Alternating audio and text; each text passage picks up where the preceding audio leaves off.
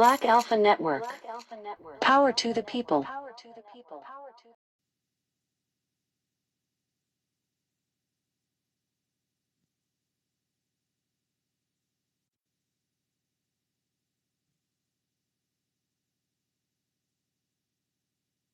All right, family, everybody, welcome to the space. We're going to break it down. I seen a lot of different spaces out there where people were talking about producing justice, for foundational Black Americans right here in America. I heard a lot of different opinions, but one thing I want to do right now is separate facts from emotion.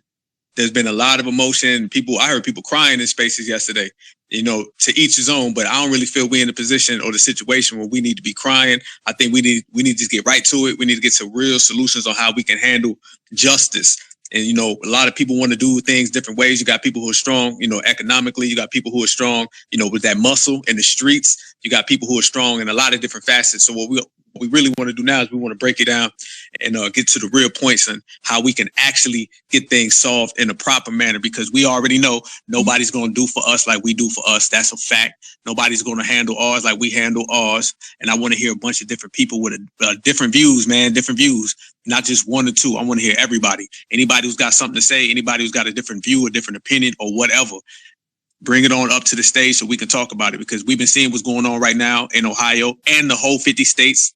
This ain't a north-south thing or east-west thing. We've seen what's going on with our brother Jalen Walker, but this is very reminiscent of Tamir Rice. This is very reminiscent of 137 shots in Cleveland, Ohio. That was with Melissa Walker. So these things got to change, and we got to come up with real, genuine solutions on how we can do so in a just manner and realistically, because a lot of folks got some ideas that is just off the cuff. You know what I'm saying? And we don't want none of that Scam Master J stuff going on. So we really want to get to the truth and break it down on the actual, basis of how foundational Black Americans can get it. Because I was saying the other day in the space, and I was telling everybody that house pets have more protection than foundational Black Americans in this country. Yeah, if you harm a pet, you going to jail. I seen a brother harm the damn canine police officer, and that brother went to jail. But yet people harm us, and then they get away with it for free. And a lot of people that we've been regulating, I've been hearing a lot of tethers and trolls coming out, and they all seem to be on the side of the dominant society as well. And this is the shit we got to get rid of. So everybody that we check on a day-to-day basis, we got to continue to check them. These situations, all they do is highlight a lot of things that we handle year round. I was listening to Jason Black last night, and some brother called in. I think he was Nigerian. And he called in trying to make excuses on why our brother Jalen Walker was harmed. So what we got to do is we got to continue to check everybody and understand that no matter what goes on, no matter what happens, these things are all tied into each other. And it all comes back to producing justice for foundational Black Americans right here in America, because ain't nobody going to do for us like we do for ourselves, hands down. Now, I'm keeping an eye on what's going on in Akron. I got some people personally that I know, because I'm from Ohio. I got people personally on the ground out there, and I see a lot of things and a lot of characters, and we got to start getting rid of some of these people who show up out the blue. A lot of people are showing up out the blue, and we already know. Y'all seen that lady from Planned Parenthood, and she was coming out, trying to get everybody to vote Democrat. We see the cast of characters. I did a whole podcast about it yesterday, and it's about how in these situations, we know what's going to happen. We know who's going to show up. You're going to start seeing the Democrats pull up. You're going to start seeing Biden and Harris T-shirts. It's going to be Breonna Taylor, Rashard Brooks, Ahmaud Arbery, George Floyd all over again. So we got to make sure that these people don't come. We know the play. They're going to start trying to shift that energy. Every single group in America is going to make their way to Akron, Ohio, or anywhere else, so they could take this away from what we got going, and they could turn this into, their own little personal benefit. Y'all remember the George Floyd protest? Within 2 weeks, that turned into, vote for Joe Biden and get rid of Donald Trump. And these things always seem to happen during election seasons. Anytime it's an election season, you start to see these people play these games, and they start to run these cons on us. So we need to go ahead and get rid of that. And we're going to be the only ones to do it, because y'all know the coons ain't going to do it. And then these coon-ass families, it's a cast of characters, man. This shit is like watching the anti-Black race war movie. That's what it is. It's a cast of characters. You're going to have the Black victim. You're going to have the politician. You're going to have the Democratic shills. You're going to have the people twerking at the protest. Then after the people twerk at the protest, you're going to see the Coon families talking about keep peace. They are already talking about keep the peace. That's already happening. And eventually you're going to start seeing these ambulance chasing lawyers pop up, whether it's Ben Crump or whoever, because, there's, millions of Black people, but we only got 2 lawyers in this country for whatever reason. So you're going to start seeing all these people pop up. And what we got to do is we got to get rid of these folks. We got to let them know that foundational Black Americans, we're going to change the way this operates. And that's where it starts. As we gatekeep the community from everybody else, we got to also gatekeep these situations. Much peace to all of the family members that these things happen to. But I'm just like a lot of y'all. I can really care less what they talk about because this situation is tied into anti-Black race war. So if your loved one got harmed or it became a hashtag, true, it's about you to a degree, but it's also about this war that we all live in, because if it wasn't for all of us, this situation wouldn't even be there. So all that, prayer and y'all be calm and my family member wouldn't want none of this to happen and basically shut up so I get my money. That type of shit's got to go, because that's really what they want. They want us to be peaceful, because us tearing shit up and us getting rowdy is going to fuck up their settlement check. And they already got the eyes. A lot of their family members' bodies ain't even cold yet. And they already thinking about cashing that check. They already thinking about it. So they try to dilute and they try to turn away from everything that we got going so we can go ahead and get that money. But that's not the point right now. The point is actually getting justice, because nobody does anything for us. So when you start dealing with this anti-Black race war, we don't get a hate crime law. You have race soldiers left and right. You have race soldiers from all different ethnicities. You know what I'm saying? All different races. I think foundational Black Americans, we're the only people who have to deal with race soldiers from every single group. Nobody else has to deal with that except for us. So now what we got to do is we got to start coming up with ideas on how to get things together. I was telling somebody yesterday, what we got to do is genuinely, we got to strategize. We got to put our money together so we can put some finances behind our muscle. We got to link up physically so we can put some manpower behind our muscle. And we got to put our minds together so we can put some strategy behind our muscle, because nothing moves in America without foundational Black Americans. So I want everybody on top of that to stay safe. I'm going to bring up some people so we can talk about it and break it down, because all that emotional stuff with people out there saying, we just need to run up on them and we need to do this. That's cool for a few days. That's cool for a few days. But I know Brother Jason Black, TBA, always talks about this social economic. It's all social economic. A lot of this starts with money. Yeah, you got to have your military, you got to have your soldiers ready to go. But at the end of the day, there's been no army without money. You know what I'm saying? So we got to go ahead and make sure that we get our papers, right. We got to get our minds right. We got to get our game tight. And once we do that, make it happen. We got to settle this on all fronts. All fronts. Every last one of us has a role to play, and I want everybody to stay safe out there as well. And I want everybody to make sure, no matter what happens, make sure you stay on your game. And I don't care what field you're in. You could be in economics. Make sure you handle that right. You could be, a soldier out here in the streets. Make sure you handle that right. In the tech world, the security world, whatever. I think it's going to take a collective unit for us to produce justice for us, because we are, oppressed and we are attacked and targeted in every aspect of society. So therefore we got to be strong in every aspect of society. I got my brother Afro leading here, man. So I want to hear what you got to say, family.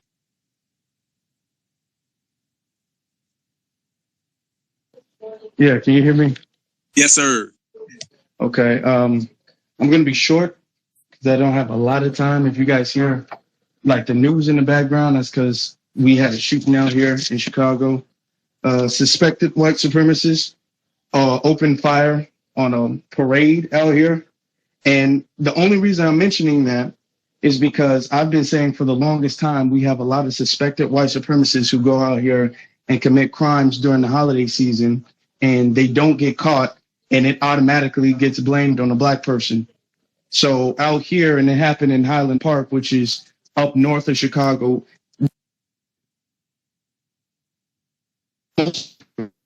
Inglewood, that's pretty high. That's pretty high up in Chicago, which means that's the whitest part of Chicago. So I just wanted to say that, but I also wanted to say about the Jaylen Walker situation. I feel like we need to hear what the family has to say about the situation. The family needs to make a public statement, and they need to make, without any mincing of words, the family needs to say that Jaylen Walker is a victim of white supremacy. They don't need to come out here and say this is about training. They don't need to come out here and say, well, my son did do something wrong, and they don't need to come out there and do that. I was arguing with somebody earlier today about this, where she was like, oh, well, my son, he's a victim of police brutality too, or he passed away from police brutality, and automatically my condolence to her. Then she followed it up by saying, we're as the family, we worry about burying our kid first, then we fight second. And I'm like, okay, with all due respect to her, and I don't have any children, especially I don't even have any family members, immediate family members that's died by police. So I know you're going through something that I'm not going through right now, but it shouldn't take a week for the family to make a public stance about what happened. I'm not asking the grandma to go out there and be on the streets leading the protest, but we have people who actually sacrifice. I want people to understand being out on the street, fighting against the police, being beaten in the head with batons, sprayed with tear gas, getting concussions. That stuff is a real sacrifice. And so we have people out there on the street sacrificing to avenge the death of somebody. And the family tends to stay silent until they see a bag. And then next thing you know, they're all cuddled up with Ben Crump. And then they're telling everybody to go home. We can't afford to do that anymore. Now, normally I wouldn't be saying anything about this situation because I wait till after the family speaks on it. But I feel like this case is just so egregious that it needs to be a nationwide thing. So I'm actually working on a project right now to get that done. I don't want to speak on that because I don't really have all of the things put together yet. But I definitely feel like the family needs to make a public, clear statement about this.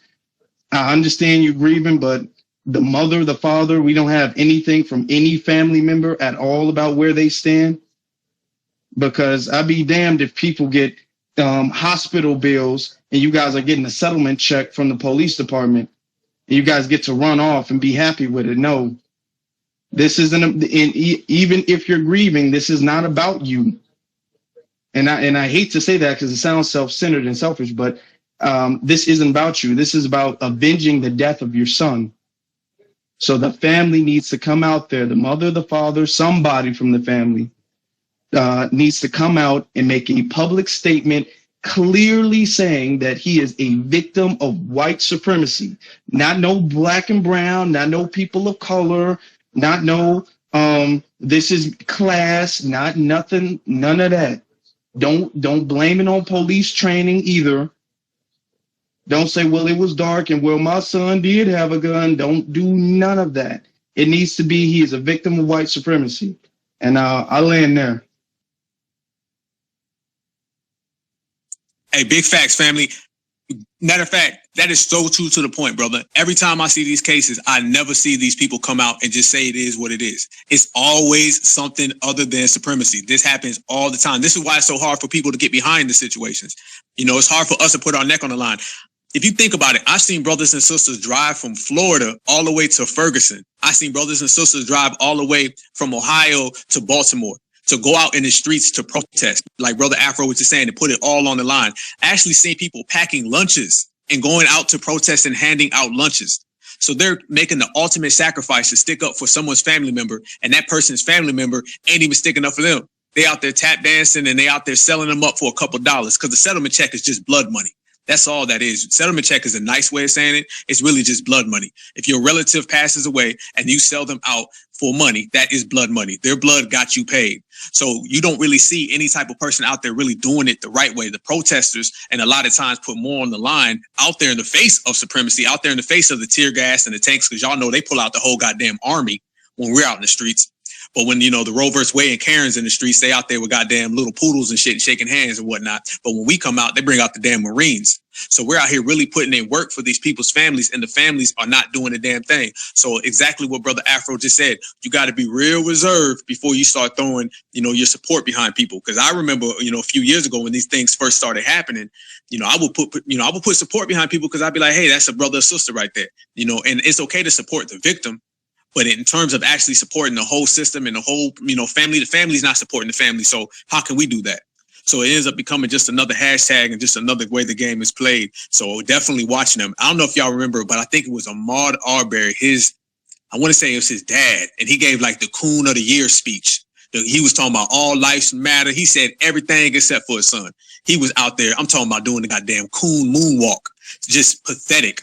So it's hard to get behind these people. And some people feel bad about that. You know, sometimes you got to wrestle with your emotions because you're trying to ride for your brother or sister who is a victim in this anti-black race war. You're trying to ride for them, but you can only ride for them as much as their loved ones do. How can I go harder for a stranger that's way in Ferguson, way in Baltimore, you know, way out in the West Coast when their own family members and their household ain't going for them? So I understand that completely, and we got to keep our eye on them. Brother Tim and then Phoenix.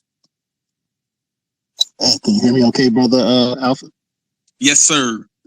All right. Thank you very much for letting me speak. Hello to Queen Alpha, Black Alpha, and everybody here in the chat. I say this situation is kind of really it's going to be really interesting because we're kind of already getting the intel signs of how things might go because of that pork chop the pork chop preacher. He actually came out and, you know, that kind of struck me as kind of strange that they actually let him go into they let him see that he was actually sitting in there to watch the videotape as opposed to a lawyer making a statement about everything. So I think we might be actually seeing the signs already about what's probably going to happen. Again, there's just a lot of stuff with this case. It's surprisingly a lot of people kind of challenging the white supremacist talking points that's coming up. I think I saw a tweet from the boxing ring announcer Michael Buffer. You know, they were inside of his tweet just banging. They were banging on him about different things. Hey, you know, he shot first, and I think he just kept repeating the same tweet over again. After everything was all over, how many times did they shoot him after he was down? You know, and that was kind of like that was just the question. He was just hitting all the other the racists with, you know. So he was kind of like coming back with that, but it's kind of crazy in that area, you know. That's Terrence Crawford area, Tamir Rice. You hear a lot of people keep bringing up LeBron James. I don't know why, because LeBron pretty much should have showed everybody what he was when Tamir Rice was killed.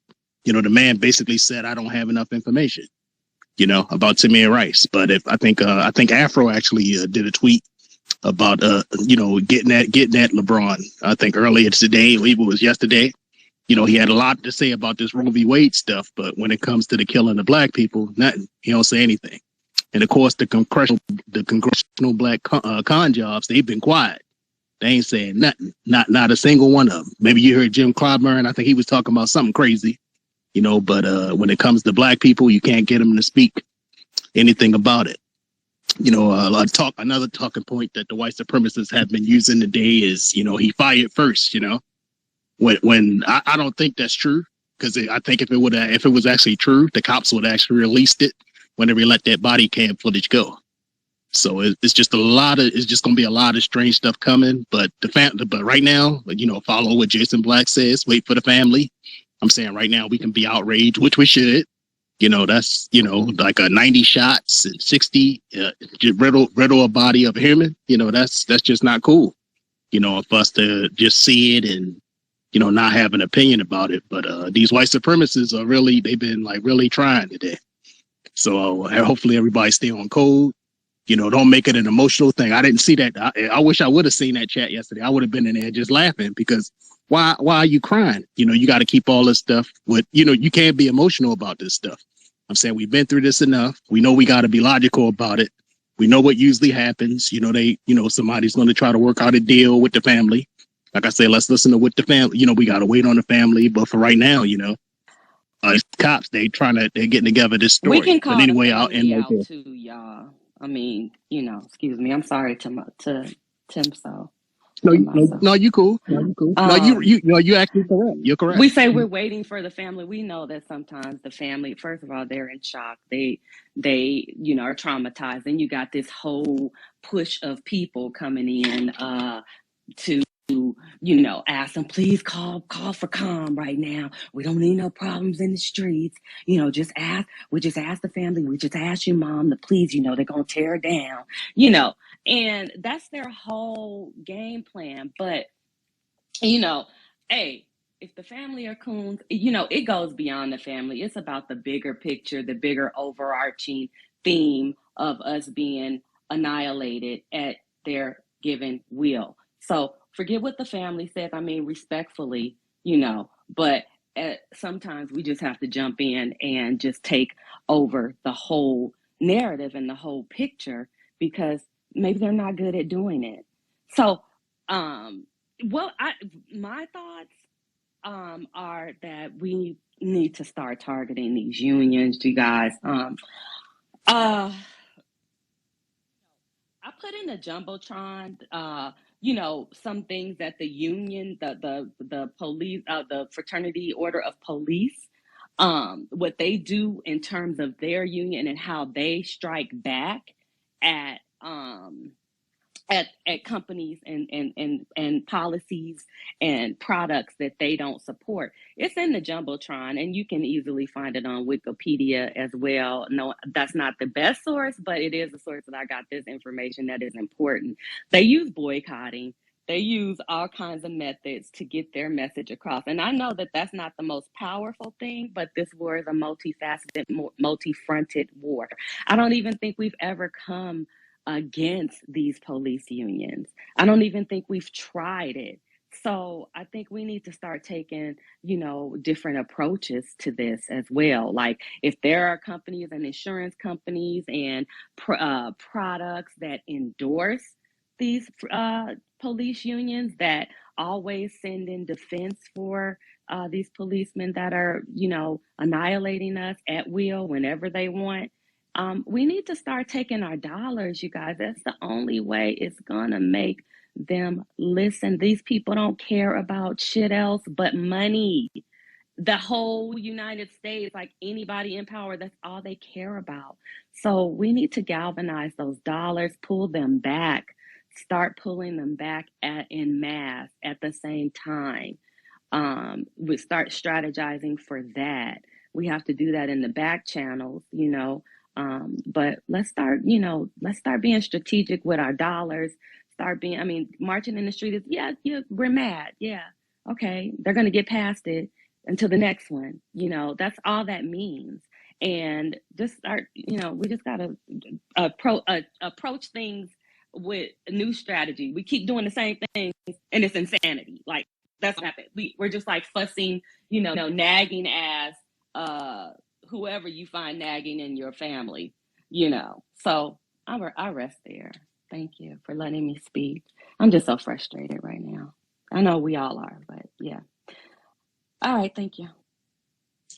Hey, no, it's all right to be frustrated. We all are. Everybody is. And I think a lot of the frustration comes from not just, what the dominant society inflicts upon Black people. I think a lot of the frustration comes along where what we going to do about it at the end of the day? I mean, there has been a long list of this going on, and it's the same hustle and routine.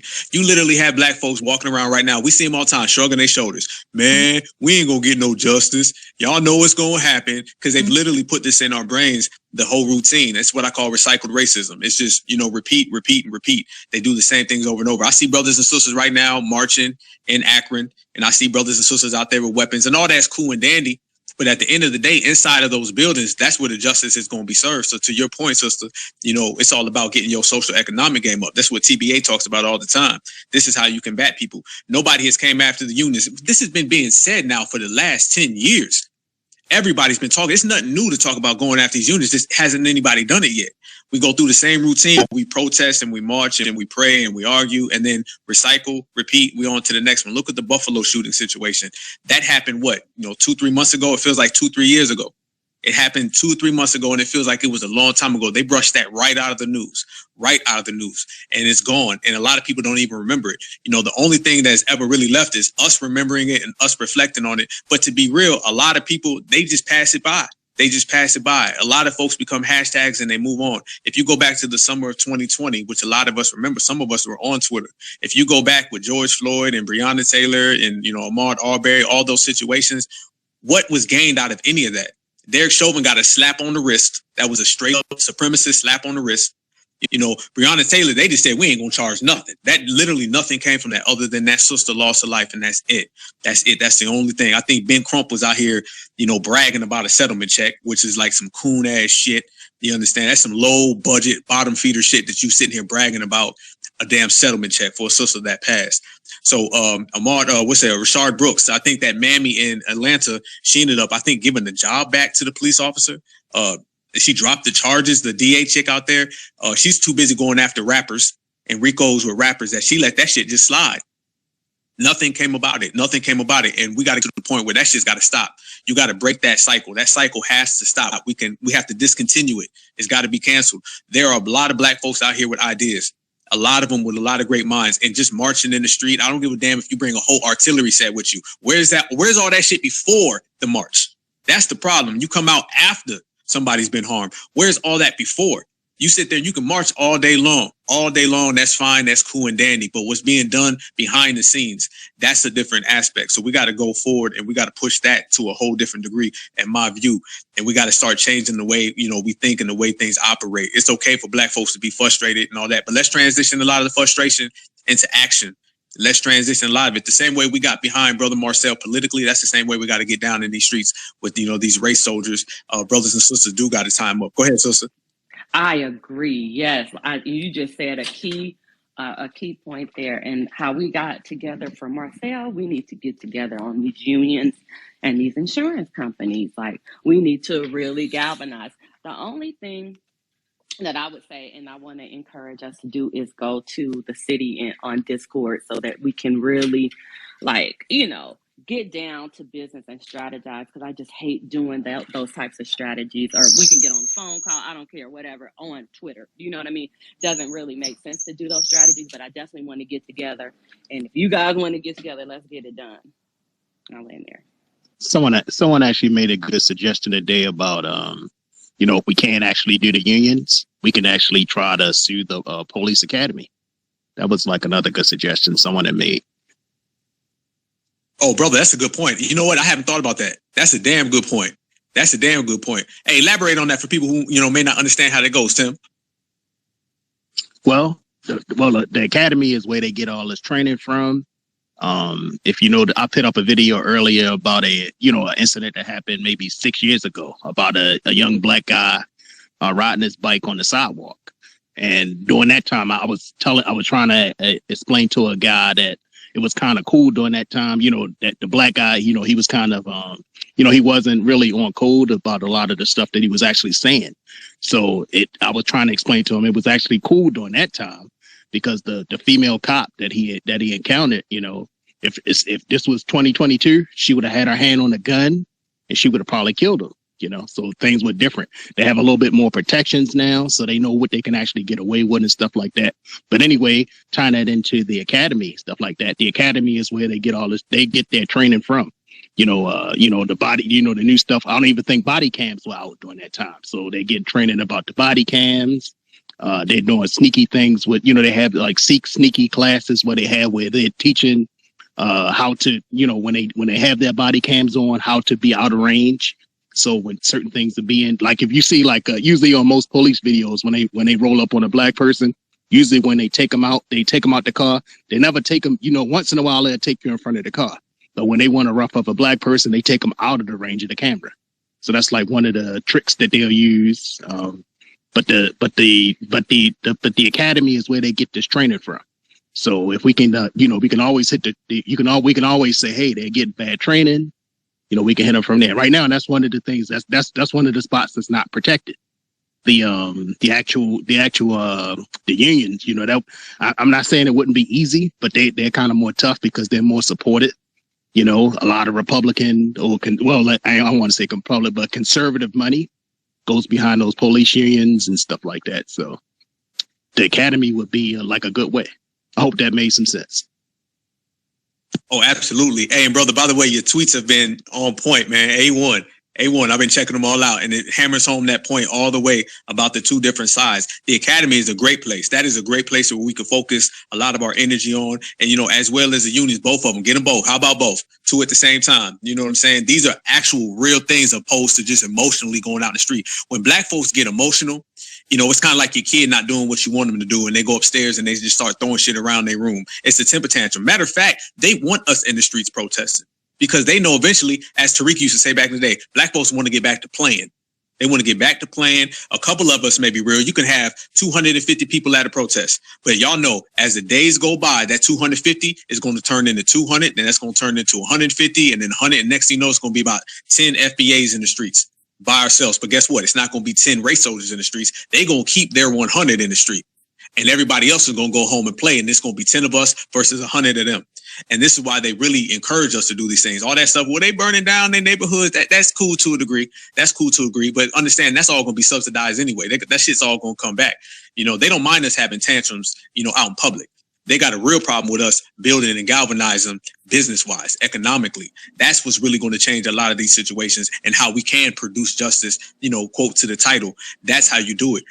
Anybody who's out here and anybody who knows, the thing that, like we always say, they hate the most is the loss of finance. They hate it, especially on a collective scale and on a massive scale. They cannot stand that. So this is where we got to start putting our focus on anytime these situations occur, like we always talk about with the insurance companies. These things are out here. These outlets and these people that we could target are out here, and we can really hit their pockets strongly just if we focus and we mobilize and have, a distinctive way and a distinctive approach towards who we're going after. It could all be done. One thing about foundational Black Americans is that anything we've ever focused on, we can get done. It just takes us to actually clean house and clean up some of the nonsense and get past the frustration, get past some of the raw emotion, because they play on our emotion. A Black body on 11 o'clock news is the Democrats' favorite thing in the world because they benefited from the most.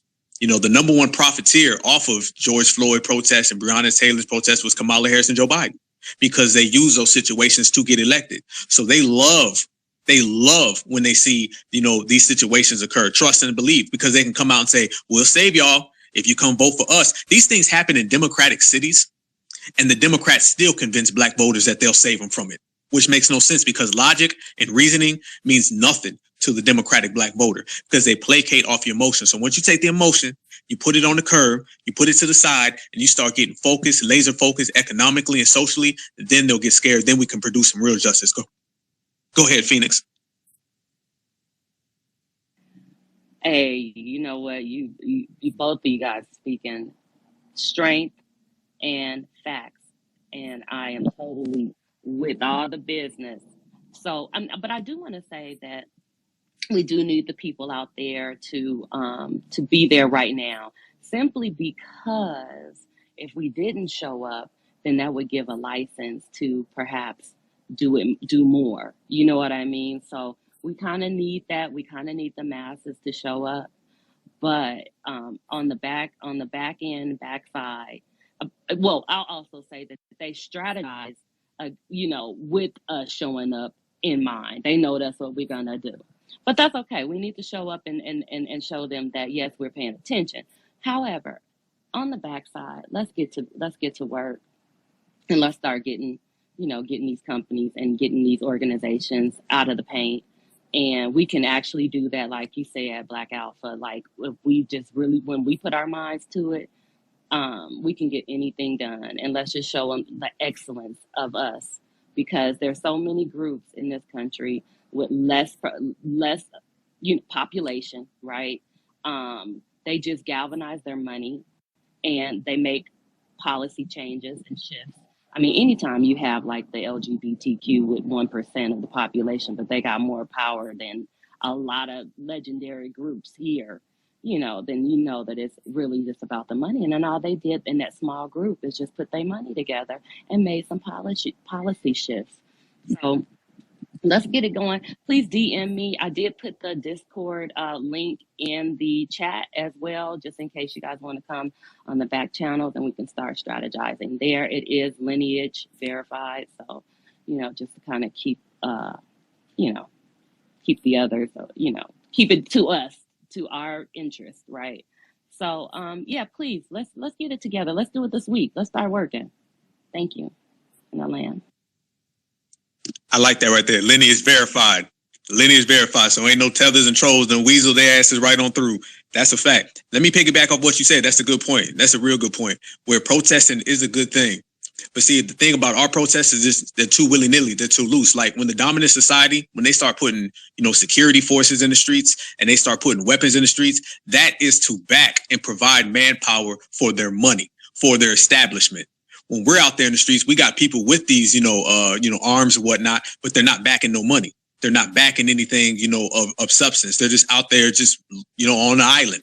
So anytime you see the dominant society, whenever they send troops anywhere across the world, that's to back the establishment. That's to back the powerhouse of America. So when they send troops after us, that's to back the establishment of white supremacy. When we got these people in the streets, they need to be there to back Black empowerment, economically in particular. So that's a real good point. So when people go out there to protest, and there ain't nothing wrong with protesting, you protest, do what you do, but make sure everything is precise, it's strategic, and it actually has a point behind it, because this is how they can play us and get us going in a false direction. Kid Gravity, go ahead, brother. How y'all doing? One love, family. One love. I think y'all need to. Did y'all see what I put in the Jumbotron? And I don't even want to talk about it, but I need y'all to just look at that and y'all tell me what y'all think about that. Because if you're, that's another problem that you guys are gonna have to regulate on. Because I don't understand how putting up a joke like that, it's funny on the day they release the body cam. That's not funny. And it sounds like that. It's like when you guys regulated on that Nigerian. There's no time for playing things like this. So I don't know what y'all gonna have to do. Y'all discuss that amongst yourselves. But at this point, I'm gonna just land because I'm gonna say something that's probably gonna get your flags. Let me just be quiet. I didn't see. Can anybody see what's on the Jumbotron? If you can see it, Tim or Phoenix, I can't see what he's referring to. It's the second one. It's the second one? Yeah. I just pulled it up. It said are you talking about on code, non-FBA? Yeah. Check out and that the cartoon. Yeah, but look at the comments. Okay, hold on. I'm calling.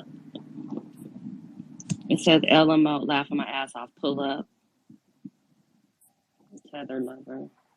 Like, I don't know what the joke is. Presumably, FBA getting shot at beat up by cops. I don't know.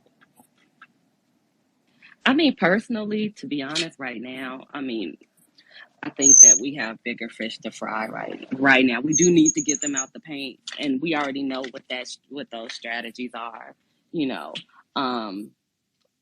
There's no consequence right now to the stuff that we need to be working on, which is like big governmental pushing, policy pushing, things. I'm kind of, like over the arguments. So that's taking so much of our time. And we definitely need to, get them out the paint.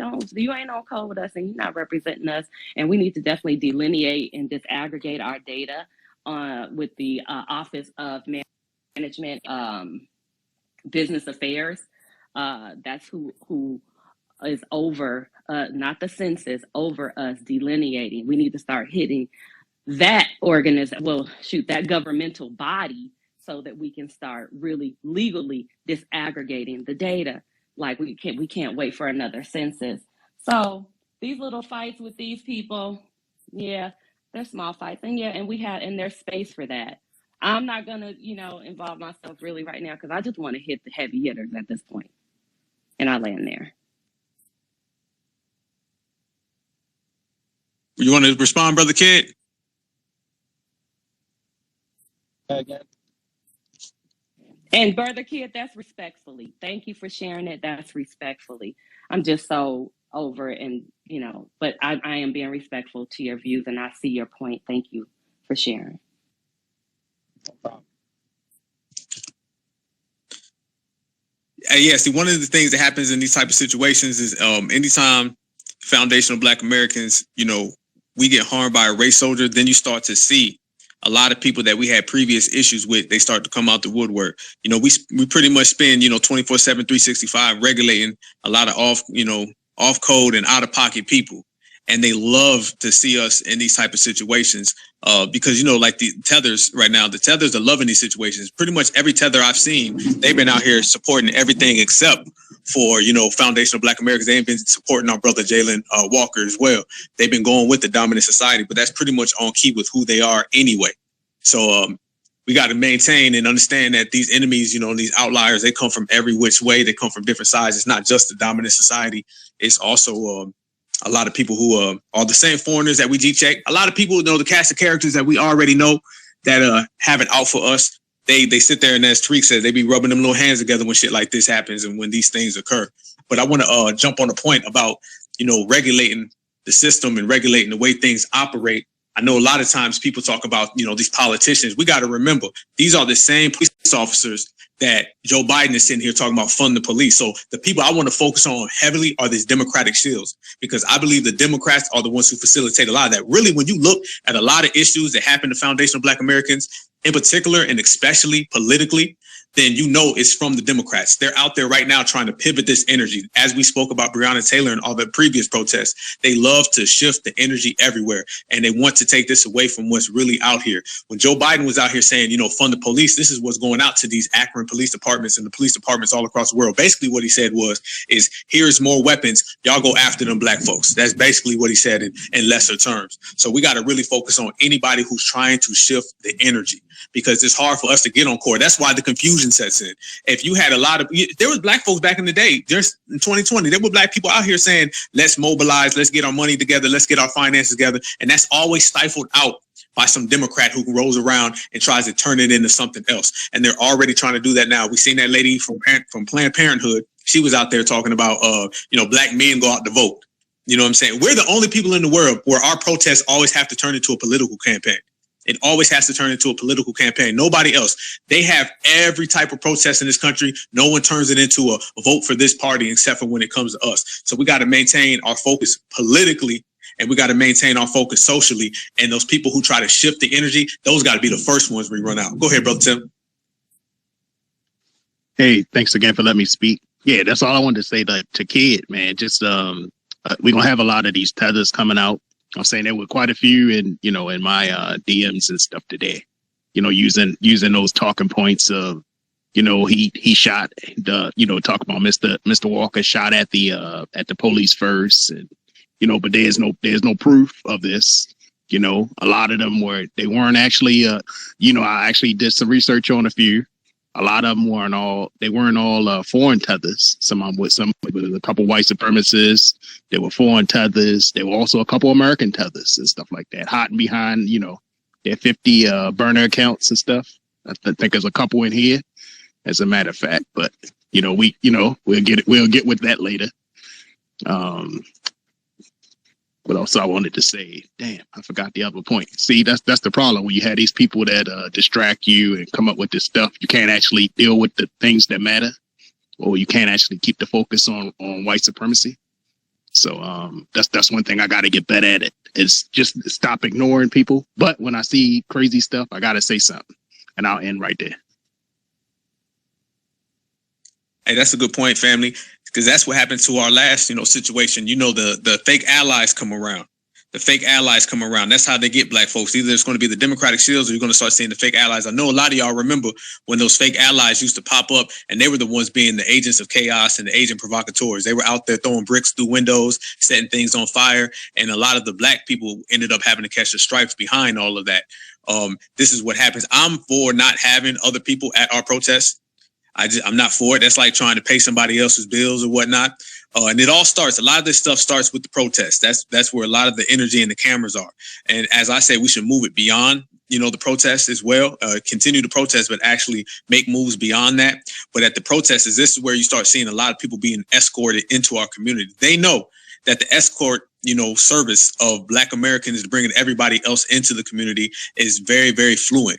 So you start seeing people show up as fake allies. You start seeing the fake kumbaya talk. If anybody remembers, once again, in 2020, this is why I was referred to that, because we have a blueprint of what they're going to do. We know the next moves they're going to make before they make them. We know the next moves they're going to make. We know exactly what they're going to try to pull. We know exactly the games, and we know exactly, the diversions that they're going to try to attempt. They're going to bring in a lot of people who are going to come in, and they're going to pretend to be, white allies, and they're going to be dressed up like that. But in reality, they're going to be people who are really just, once again, trying to divert us off of anything that we actually have pushing forward.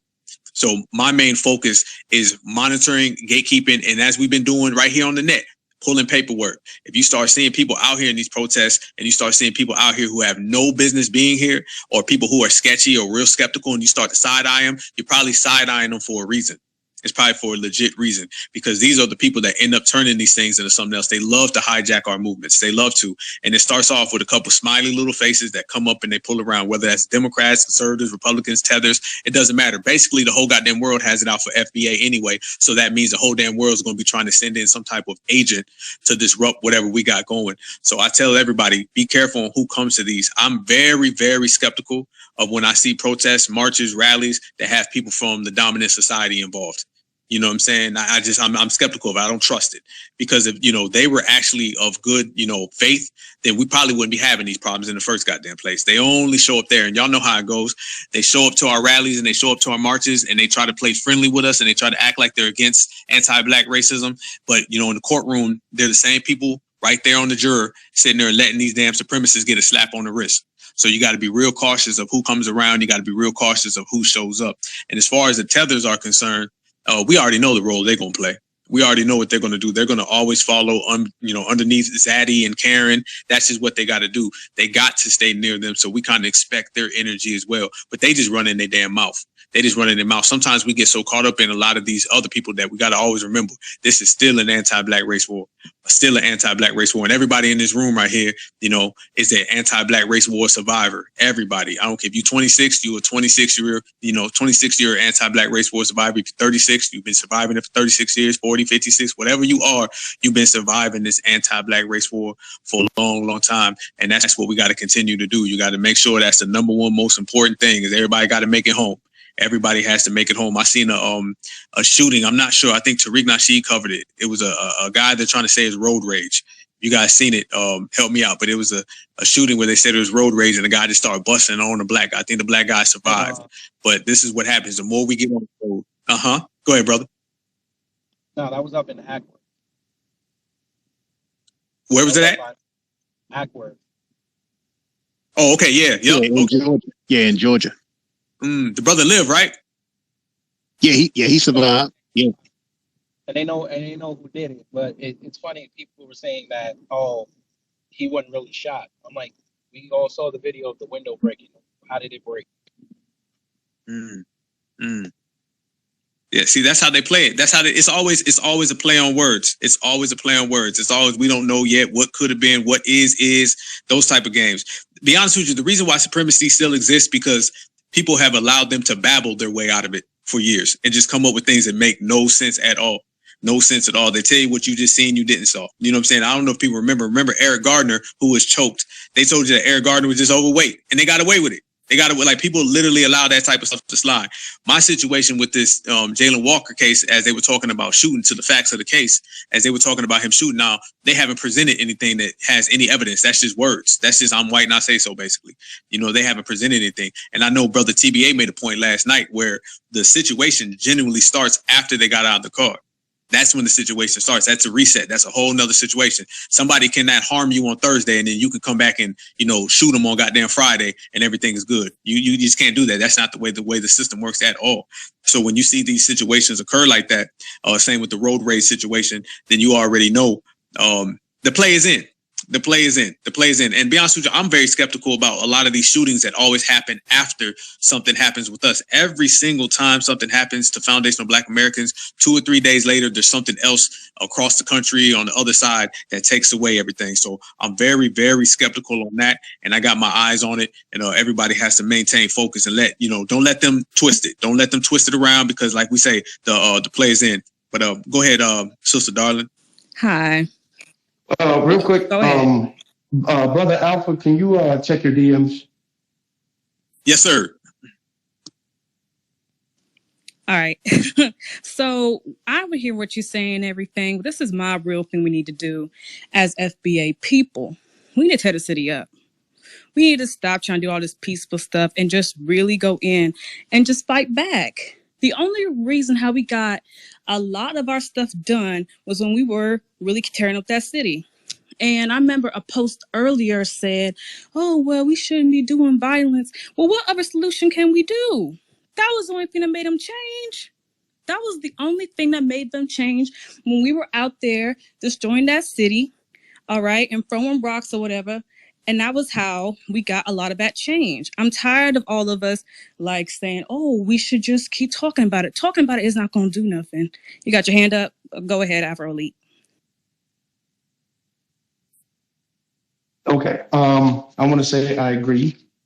I really do. However,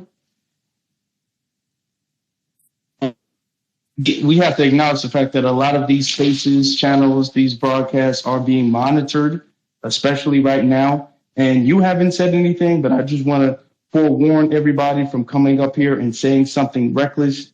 You know, what's understood doesn't need to be explained, because that happened a lot with Jason's broadcast yesterday, and he was just ignoring it for a good reason. We shouldn't be out here like broadcasting exactly what we intend to do. I'm not saying you were doing that, and I feel your energy and I agree with your energy, but I'm just saying we should probably be cautious of what we say. You mean just to close the space? Because I don't mind. My page always just closed down, so I don't mind, but I understand where you're coming from. But I just want to say what needs to be said, because I just think that was the only way we got a lot of change. Because during the George Floyd last year, because I'm in Columbus, Ohio, and I know what's happening in Akron right now, but what happened last year, George Floyd in my city, that's when we had a lot of changes happen that really helped out our community as people. And I agree with what Black Alpha just said regarding that. I just forgot the point. But you said a lot of good points earlier about how, getting together as a community and just talking about it to an extent. But my thing is just, I really just think we just need to, maybe use force just to be more censored to make some of its changes. Well, you got to remember too that, even with all these, with the protests that we've been having, just because the police have been also observing things too. So they're going to actually change their strategy and how they do things and how they come at us. So that's one thing we have to kind of keep, we had to keep that in mind. But one of the main things that changed during those protests, even with stuff that happened in the past, is that usually when we would have riots and stuff like that, we would tear up things in our neighborhood. The only the major thing that changed differently is that we tore up things or things allegedly got tore up and on stuff on the other side of town. So that's when the changes came. If that's what you're saying, without being too forward about My thing is, I don't remember us tearing up our neighborhoods because all those businesses are owned by white folk. So how was that, to me, tearing up our neighborhood if they own it? That's true. Not FBA owned. True. I was just saying in the past, usually when we would have like riots and stuff like that, when things will happen, the white people would sit around and watch us tear up our neighborhood. Now it's sort of a shared pain type of thing. Surviving the uprising that we had here in Baltimore. Just saying once you make people uncomfortable, and especially when you get white people when they can't go and drink, white people get real testy when they can't go out and drink and get to running around and stuff like that. They go off. Can I just jump in real quick and say, I hear the sister's point, but you don't want to do it in vain. If you do something like that, you want it to really mean something. So you want to have the apparatuses in place before you go doing something like that to support all of that action and movement. Like, everything in place. It should definitely be a structured, organized situation and not haphazard, because then that, causes a whole lot of other problems that we don't want to see. So, yeah, I understand your frustration, sis. I really do. And what I hear is that you're tired of seeing the same old action, same old results. So, yeah, but just hang back a little bit, strategize, organize, and have it structured too, And I already like I said, put some fillers out there. If you guys want to hit me in DM and work, if you want to go on Discord and work, let's get some work done. So then the next time it happens, because it will repeat, we have a little bit more of a strategy and plan. Right now, they caught us with our pants down. And I land there. Well, we got to remember right now, the things that change, these laws and stuff changing. So remember, in the next couple of months, remember we got this new Supreme Court justice who's there to pretty much go along with mostly everything that they're going to do. So suspect in the next maybe 5 to 6 months that Miranda thing is going to go away. So that's when things are going to get really worse. It's just a progression within, like I was speaking about the video that I put up with the young man, maybe that was 2019. So now we're in 2022, whereas though he could have actually got today, he had a better chance today of actually being killed, and a cop getting away with it, as opposed to, back in 2019. And who knows how things are going to be, maybe you can't even say years. You could just say about 6 months from now, because once they take that Miranda rights law away, things are really going to change.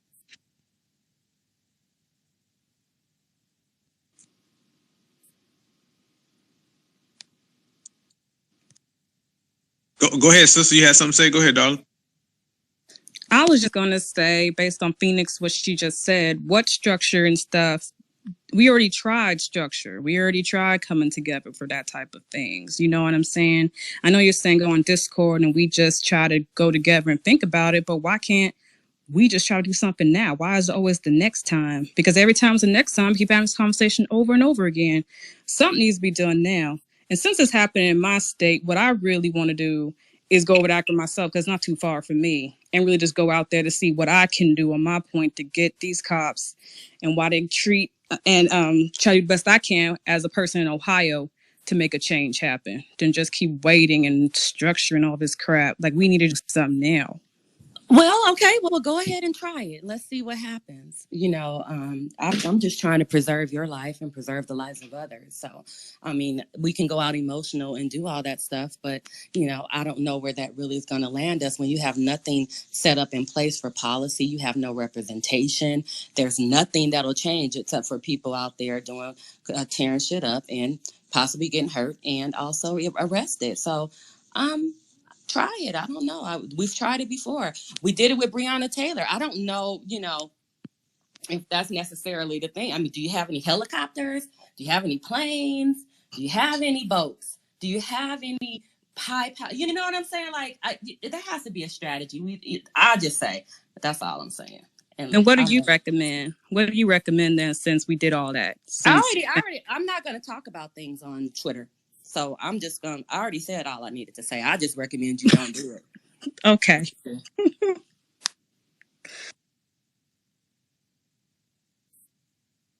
Brother Afro, go ahead, my family.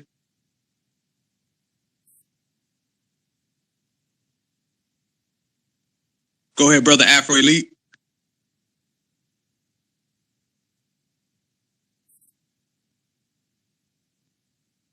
I think our brother Afro dropped it. It's all good. Hey, I see what your sister's saying. This is pretty much going back to the main course about people who, want to handle it in a particular way and people who want to handle it in another way.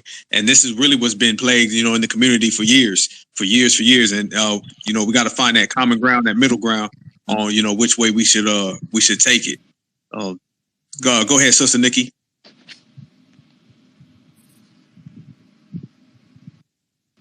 I'm just doing a jumbotron. Don't mind me. All right, I'm trying to bring brother. Yeah, I'm trying to bring brother Afro back in real quick. He must have dropped down or whatnot. Yes, indeed. There goes my brother right there. I'm gonna say this, you guys. Go ahead. Quick, and I've been circulating this hate crime bill, anti-Black hate crime bill, ever since the Buffalo massacre in the Buffalo 10. So I look on it and I'm like, dang, we don't even have 5,000 signatures yet. Do you guys realize that if we are to get with all these anti-Black sentiments and representation and everything, we're going to need at least 10,000 more to even, get sat down with some national media, and then from the national media we start we do it all simultaneously, hitting all the senators in every state with this hate crime bill, and we do have one drafted up already. But when I reached out to the Senator Padilla in California, I'm still waiting for, I got the regular robo response. Thank you for reaching out and sending your, inquiries and requests. We're going to look it over. Now I'm just saying, well, maybe I'll wait until after this January 6th committee, all that stuff, because people are distracted by that caca. So what I'm saying is we need more signatures. Please, please, please. And another please, circulate. Get some signatures, please, so we can have this to really, to be honest, I saw 60,000 views on the petition, right? So people viewed it 60,000 times, shared it 1,300 times, and we got less than 5,000 signatures. What does that say to me? That lets me know that there's a lot of anti-Black sentiment out there in our land. Go ahead, Brother Afro Elite.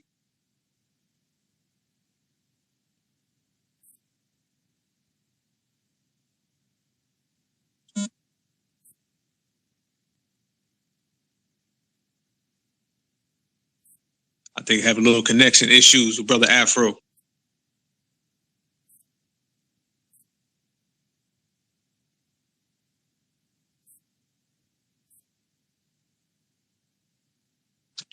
All right, they tripping on Twitter's tripping right now. It says Afro was in here as a listener and a speaker, so it's all over the place. It's all over the place. But yeah, that's where we got to start. We got to start a situation like that. However, I'm of the light where, whatever you do best, continue to do it.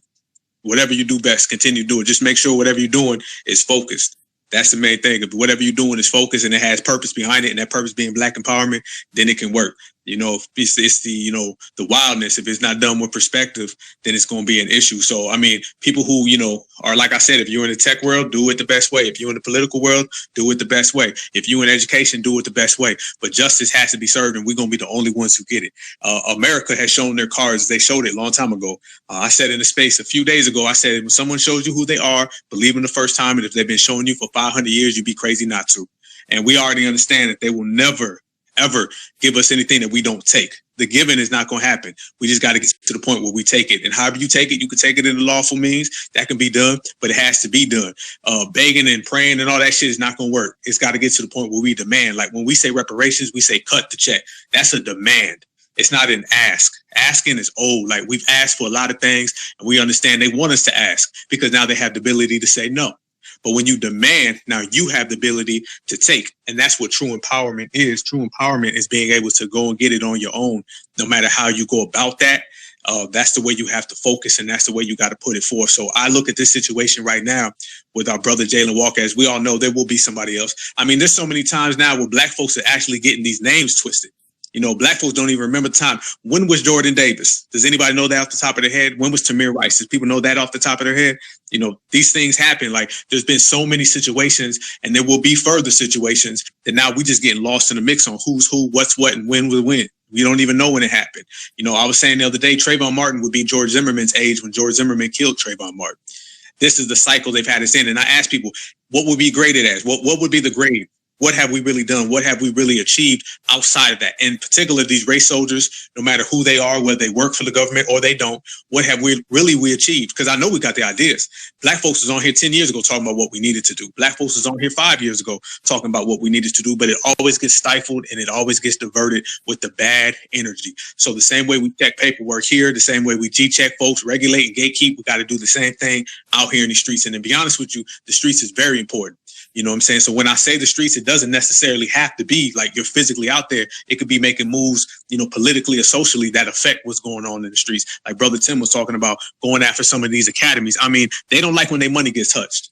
They hate when their money gets touched. When you touch their money, they got a whole different game plan, It's just got to be done precisely, and it's got to be done in a proper fashion. So I would hope that everybody puts their minds together. I know a lot of people are working behind the scenes, but I don't want to go in that cycle where we just do it over and over and over again with no results, because everybody here, we've seen it all. They're literally repeating. The Buffalo situation was basically the Charleston church shooting. It was basically the same exact thing. And it happened, 6-7 years apart. It's the same exact thing. Some of these victims, they look alike. they happen in different eras. People forget which one. They're mixing folks up. They're mixing folks up, and it's happening all across the 50 states. So brothers and sisters have to be, ready to go. They got to be, ready to regulate, and they got to make sure no matter what goes on, you're focused at all times. We said it was going to be a hot summer, and that's exactly what it has been, and it's not going to stop. Like Brother Tim was talking about, behind the scenes, they're getting rid of a lot of little things that actually protected Black folks, which aren't a lot anyway. The Miranda rights situation, that's been going on right now. That's where we're going to have to focus on, and we're going to have to go ahead and make sure that we understand the implications of that and how they can apply that to us, and how it's going to affect our day-to-day lives. I know they always make it a weapons issue. They do that a lot of times. Black folks got to be aware of that as well. Black folks have to be aware of, there's two different sets of laws in this country. If you go and you look at the Jalen Walker situation, like we were talking about, when you look at that situation right now, the laws did not protect him. And even when the people who, make the laws, they break the laws, and we get no justice in between that. We get no justice in between. So we got to make sure, that they don't turn this into a vote thing. You can't vote your way out of oppression. You can't. Vote has never worked. That's just not going to happen. You can't vote your way out of oppression unless you're voting for a completely on-code candidate. But we see the hell that on-code candidates have to go through in order just to get to that platform. So let's make sure that we stay focused. Let's make sure that no matter what we do, it's all about being Black first, being foundational Black first, and with that we can make everything happen. Go ahead, Brother Tim.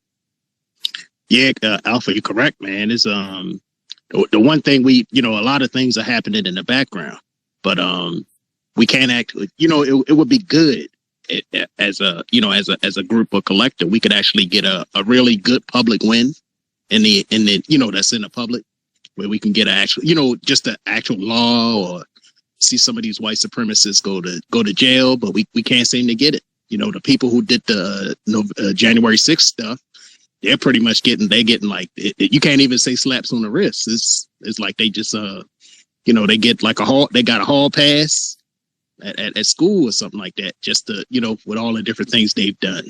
With the police, the different things with the police that are just getting off.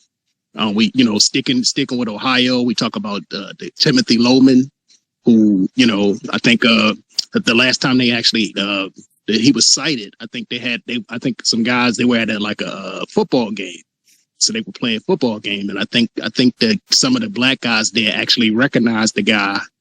He was just out playing football, nothing happened. So we can't even get we got to get we can just get some wins if somebody could come forward. I don't want to talk reckless here, but if karma could come for George Zimmerman, that would be just something. That people could, we can just get a win out in the public, and that it don't seem like we can get it. Our elected officials ain't doing nothing, like they had that, when you first started the broadcast, you talked about that lady who, she's out here talking about, we got to vote. I need you to vote for me. We got to we got to get our votes together, and, just the people who are representing us. You got that lady, then you got the pork chop pastor, he should, he shouldn't even have been able to be in the room to even watch that videotape. It should have been a lawyer or, somebody from the family. It's just crazy who we have, the people who we have representing us. We just need a win. It's kind of hard. We don't have anybody in the Congress who can actually, who could represent us, Well, you know what? And I totally agree. That's why I was telling the young lady, Darling, that, hey, you go out here, you causing all this stuff. Who gonna back you up? What's gonna back you up? Nothing.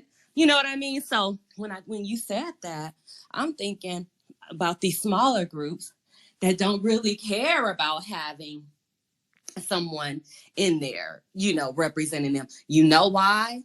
Because they galvanize their money and they go in there with the bag and they buy whoever they need to buy to get what they need to get done, i.e. Asians. There's no big Asian representation out there. But what they do have, though, I will say, the ones they do have in there are definitely about their business. So I'm just saying, y'all, it really boils down to the money. Yeah, that's kind of crazy. Our Black caucus is for everybody but Black people. And that is just They the need, same. I'm gonna say it right now, y'all. That we need a whole class action lawsuit against them mofos, to be honest. Like, for real. I'm not lying. And I'm just gonna put it out there. That's something I would keep under my hat. But fuck it, I need everybody to galvanize around that idea. Thank you, and I land. Yeah, they should have been gone a long time ago. I mean, you want to talk about the most irrelevant, pointless, pathetic group. You know, they're out there literally passing legislation for everybody. And remember, we get, you know, when they ran up on him at his little fish fry thing, you know, they got, you know, discontent for us. A lot of discontent for us. But literally the same week that he's sitting here letting that stuff happen, he's holding Bible studies. He's literally holding Bible studies. Nobody else got Bible studies. They don't Bible study for no other group in America. They don't even Bible study for animals. But yet when it comes to us, it's a goddamn Bible study. The Black Caucus, these people in these positions that hold us back. And this is why I say consistently, the Democratic voter is the biggest blockade for foundational Black Americans. These are the people who literally carry the water of the establishment. And these motherfuckers think Democrat is a race. They literally think that's their race. They represent that like it's a race of theirs. They don't see it as a political party. So if you don't see it as a political party, then you don't see it as politics. You don't see it as negotiation. You don't see it as tangibles. They are the people who never left the plantation. They're just a modern day person who said, I'm going to stay with Massa. I'm going to hang out on the porch forever. I'm not going anywhere. Slavery's over. What's slavery? I'm going to stay here forever. That's exactly who they are. And these people's same qualities that, you know, Coons had back in the day. It's to not allow anyone else to be free. It's if I'm going to be a slave, everybody's going to be a slave. That's the mentality that the Democrat, voter brings. And if you notice, anytime we start getting somewhere, I am hard pressed to find a situation where foundational Black Americans were not stifled by the Democratic Party and the Democratic shield being the main person who diverted that. It's consistently playing out that way. Once we get close to this, they stop it. This is why they want to have them handle the reparations claims. They want them to handle the reparations claims so they can really just divert it. Reparations and having these people on our panels is like giving your keys to somebody. Once you hand your keys over to somebody, now they're in control of where we go. They're in control of the car. We got to stop these Democratic voters. We got to just get rid of the Democratic Party, and that goes and trickles down to the Congressional Coon Caucus. Once we get rid of them and we get that out the way and this, infatuation with the Democratic Party, then I think foundational Black Americans might actually get some real traction. But we're to the point where we got to handle supremacy, and we got to handle every Democratic coon who in every single Black grassroots issue, they are the main ones who oppose it. There's not one.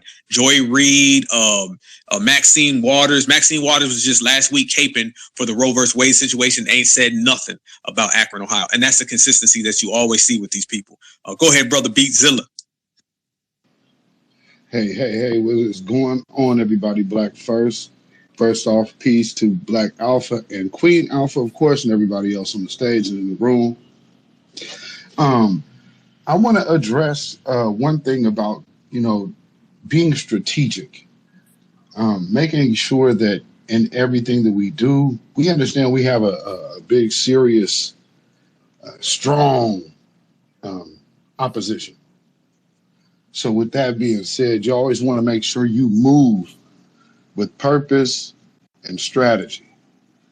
Now, the other part of it is we have to also strongly address our enemies within, like the Congressional Black Caucus and all of these do-nothing Black politicians that are allowing these things to happen. But we could see them be very vocal about other non-Black issues. These people are literally supposed to be representing us. Their name is Black Caucus. So one of the things we have to do is start really strongly addressing that enemy within. And, I understand that steps on a lot of toes because a lot of people have just looked at the Democrats, like the brother said, as a religion. And one of the things is we just have to strongly look at performing an exorcism away from these damn Democrats and just look to ourselves. So whoever is doing business with us, just like every other ethnic group, then we do business with them. Let's be about the business of empowerment and politics versus emotions. So that's the one thing we have to look at. If we go out on emotions and start doing reckless things and start talking reckless, then that kind of muddies the waters. We already have Luther Campbell coming out here trying to be a target and a wedge against our reparations. Pay attention to what he's doing. Anytime you see Jason Black go live, Luther Campbell is popping on his space. And last night he just made it very clear what he was doing.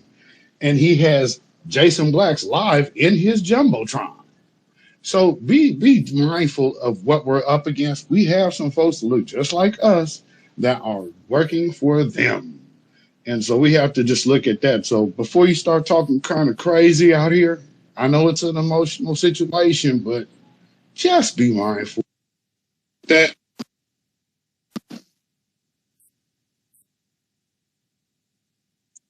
Much respect as always, Brother Zilla. Much respect. Facts. The people around us. And I'm glad you brought up Luke. What's the guy? Luke. Yeah, Luke, please. Luke, brother, sit your ass down. Go back to Miami or whatever. I think the brother's not FBA. I bet y'all somebody in here knows he's not non-FBA. oh, yeah, that guy is. He's not FBA. Yeah, he's non-FBA. Oh, is he? Okay. See, boy, they got he a tether and a coon at the same time. Boy, he tap dancing. He just need to come out and just say he married to the Democrats. He just need to say it and quit playing these games with us.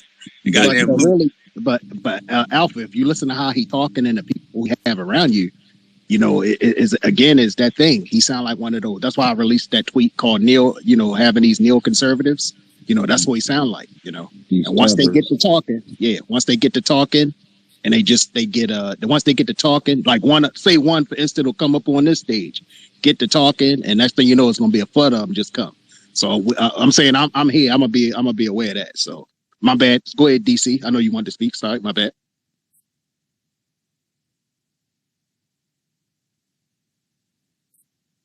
Go ahead, brother DC.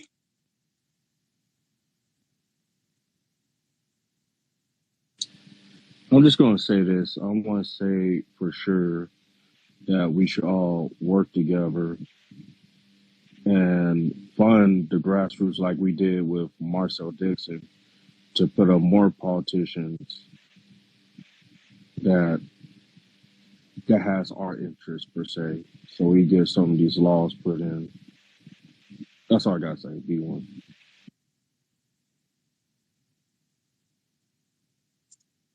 Hey, that's a good point. We were saying that earlier. The same way we galvanized, behind our brother Marcel in 6 months.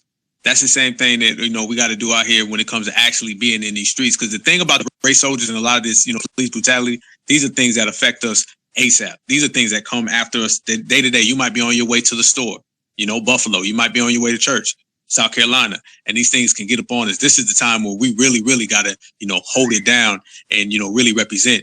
I salute what the sister Darling was saying earlier today. I understand where she was coming from. Basically, she was ready to get action, ready to make it pop. You know what I'm saying? And it's all good if it's done, properly. So I continue to tell people, we got to make sure we do have a wing of, people who will ride us. Everybody has to have muscle. You got to have muscle behind what you do. And like Brother Zilla was saying, we got to watch out for folks who look like us, because those are going to be the ones who try to infiltrate, to the core. So in terms of, holding things down from the inside, you got to be strong on the inside, because if not, they're going to be able to take advantage of us on the outside. That's why they send in so many tethers and stuff. A lot of these people are here just to loosen us up. They're here just to loosen us up, to get us going in all these different directions. That's why they send everybody at us, so they can have us, frail. So by the time these race soldiers show up, we're already at a weakened state. Unfortunately for them, we don't go for that. We check a lot of people at the door. So now we're out here with some actual muscle, and we're out here really, holding things down. But it's got to be done in every single field, family. It's got to be done in every field. That's why I do like a lot of these tethers we have been checking, because there's a role in there too. Now everybody who ever has vitriol for foundational Black Americans, I consider them all complicit in this situation. Even if it has nothing to do with them, it could have happened, on the other side of the country. If it affects foundational Black Americans, I'm very cautious of, who says things about us, because they're going to be the same ones, facilitating and helping out these race soldiers. When it goes down, you're going to see a lot of these tethers going to be out there clapping, and eventually. Shit, we see it all the time. A story was just posted last week about tethers, attacking foundational Black Americans. So we got to be aware of that. You want to say something, Brother DC? I'm loving the pull up. I'm definitely loving the pull up for sure. Any disrespect, there's no more disrespect for us. I mean, as far as like us working together and stuff like that, I think I'm gonna say like by the time like we reach like the age of 30, we should be at least making like $40,000. Like a man, a woman, or anybody in the household like get together, put some money, combine our incomes, so we can all be straight. It don't even have to be part of it; it could be even more than that. But pretty much, like, try to get my thoughts together. Um, pretty much, like, if you got that good job, that we should put other people in positions so that person can have that same job, whether it be a cop. I know a lot of people don't like race soldiers, or the health field.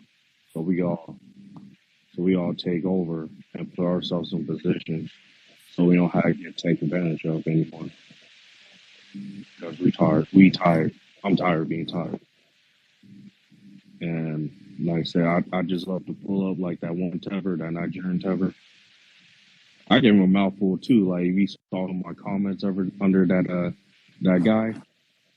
Yeah. Yeah, that's all I gotta say. I appreciate for giving me the room. All the time. Oh yeah, I seen that tether guy, man. Brother Jason Black always says it, man. You know, we got to take names. And I'll take it a step further, say we got to set precedents and make examples. Some people got to be made example out of them. We can do that in a multitude of different ways, but that's the beauty of this era right now. And the reason why we have to do these things is because in the past they never did. They let stuff slide. They was turning the other cheek and all that. I feel like in a lot of ways, us right now, everybody participating in this era, we got to clean house and we got to do a lot of things people never did before. And this is what makes us different. This is what puts us in a different position where, you know, a lot of things that everybody used to let go and, you know, all that Edmund Pettus Bridge and Selma shit like that, all that did was gave people the idea that they can harm us with no consequences.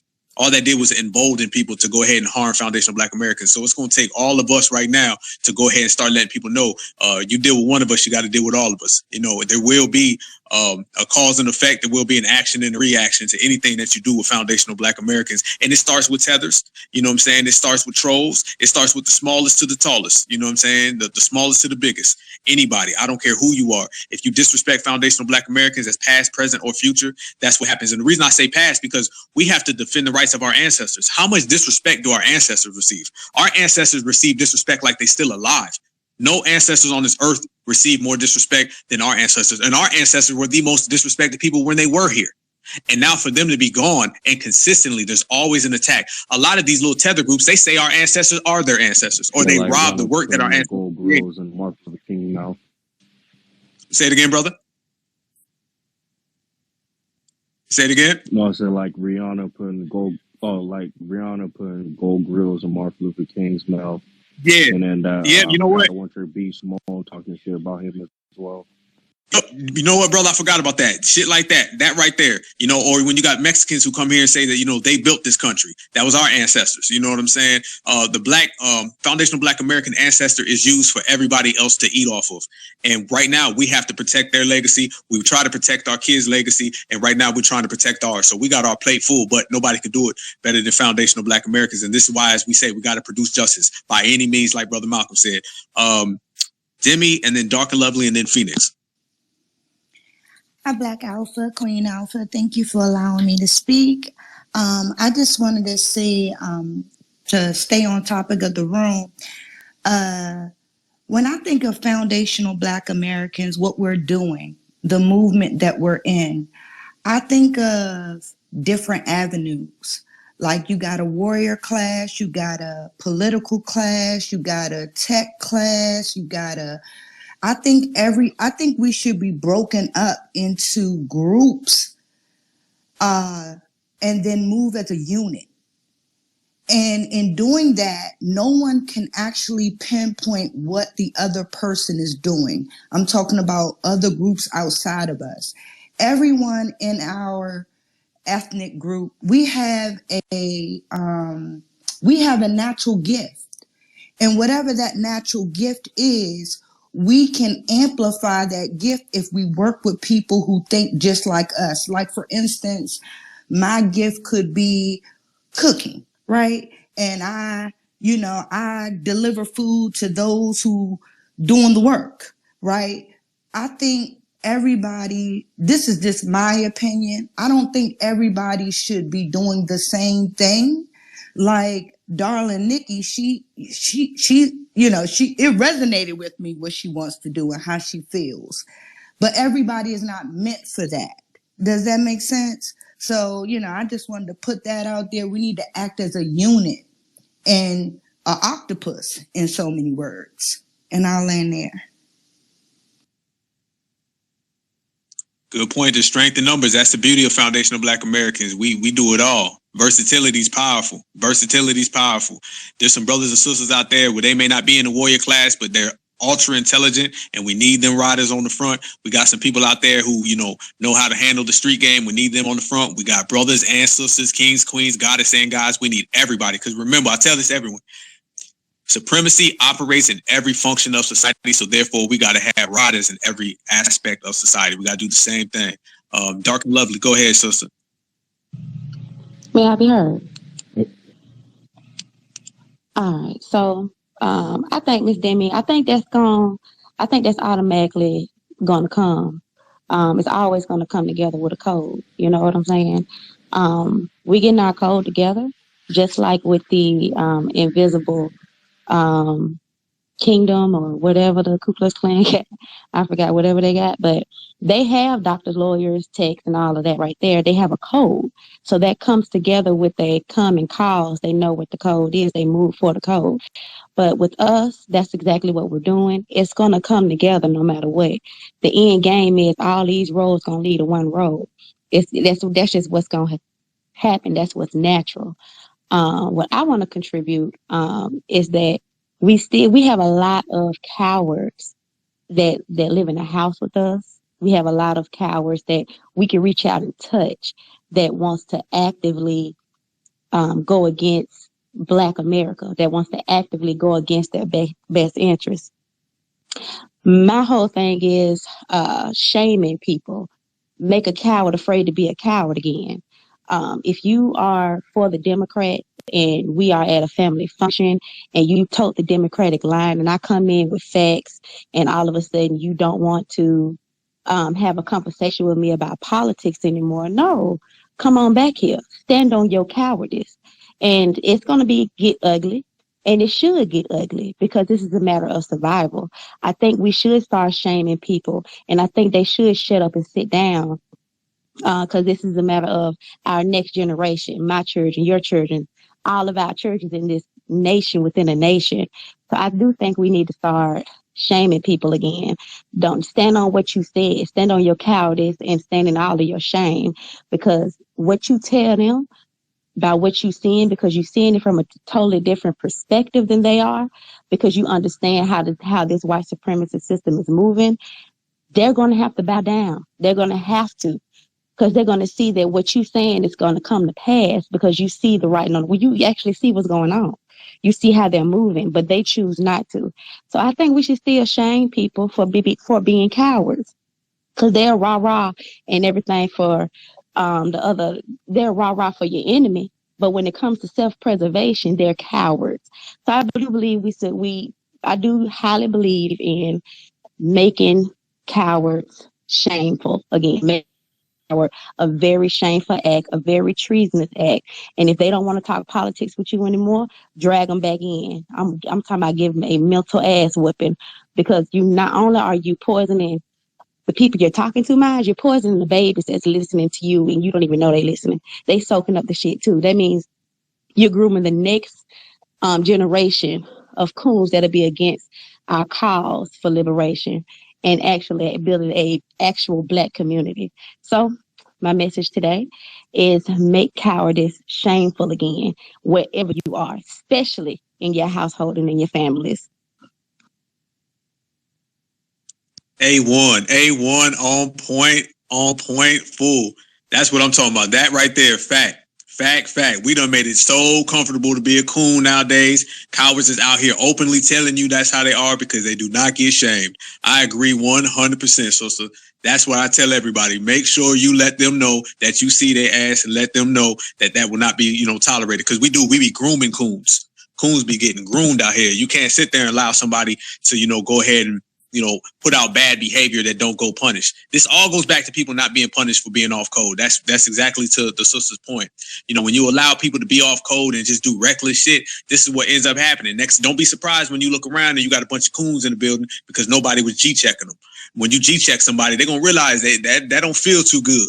And they're going to either change their direction, they're going to change their behavior, or they're going to kick rocks and get out of Dodge. So I support that 100%. And that's exactly how we got to keep it pushing. Yes, indeed. Speaking of keeping it pushing, Brother B Zilla. Actually, Sister Phoenix was before me. I'll rock right after this. You know what? It's telling me Sister Phoenix in the drop.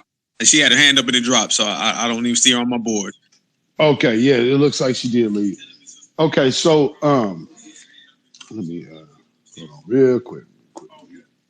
Okay. All right, so what I wanted to piggyback on, I wish we had a fire emoji for what Dark and Lovely just said, because we spoke on that before. In our group, Sorry. Okay. Okay. I'll be real quick. Just speaking on the shaming the family.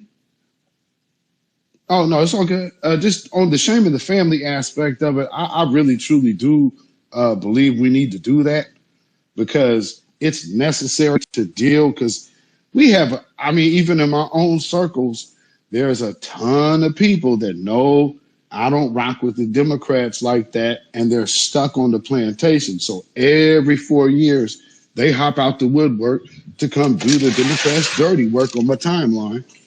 And with that being said, don't be afraid to check your family members. Just be cool with it.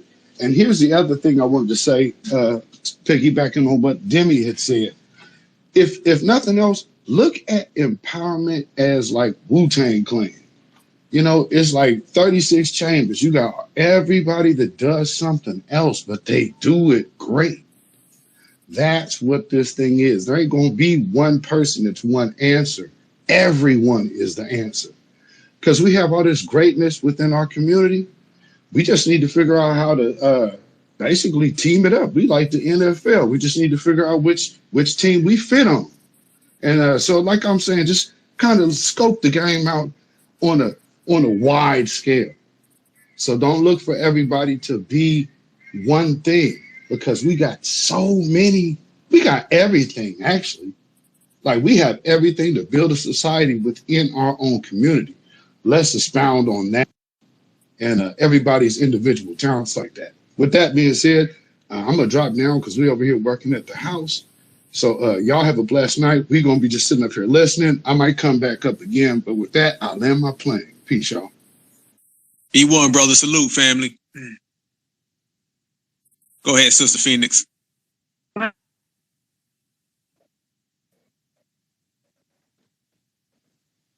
right. I don't know what's going on with my make it quick. And when the city have an anti-defamation, so like all these actually it's formed. Let me not say that. So much going on, so many different groups which you can lend your talents to. Hey, sister, it's got you in the matrix. Organizing.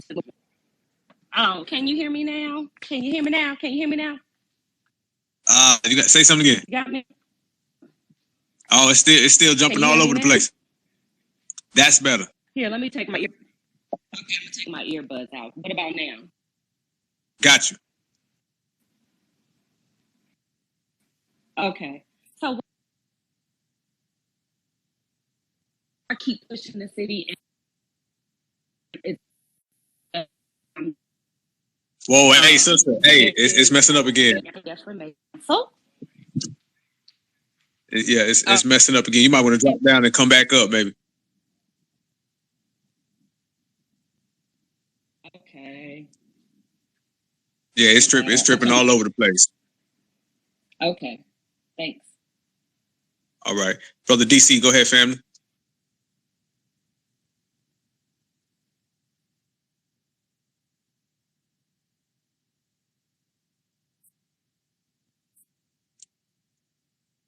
All right, brother DC dropping out. Boy, they dropping everybody up in here. It's all good. It's all good. I'm gonna add to what brother B Zilla was saying. Brother B Zilla made a point, man. You got to look at that stuff as, you know, like you said, 36 chambers. You got a lot of different people with a lot of different skills. When you put it all together, that's the beauty of it. That's how foundational Black Americans move. We wouldn't be here unless we had a lot of just, you know, different people. But in terms of how to produce justice, you know, for foundational Black Americans, we got to look at everything as off the books. You know what I'm saying? Even when we get things on the books, it still, you know, has that off the books energy. It's the Black grassroots. That's where it all starts. It starts from us doing things on our own. That's why the Black grassroots is so important, because the Black grassroots, if you look, has always been the core of our community. Everything has always been about the Black grassroots. Like every single thing we've ever achieved, it has been the Black grassroots. As Brother Malcolm used to talk about, the house Negro versus the field Negro. All the field Negro was the grassroots. It was the people who are not doing it the mainstream way, the people who are not abiding by the system, and the ones that are actually just making it happen on their own. That's what we have to do, and there's beauty in it. There's beauty in it, and that's the way we have to function.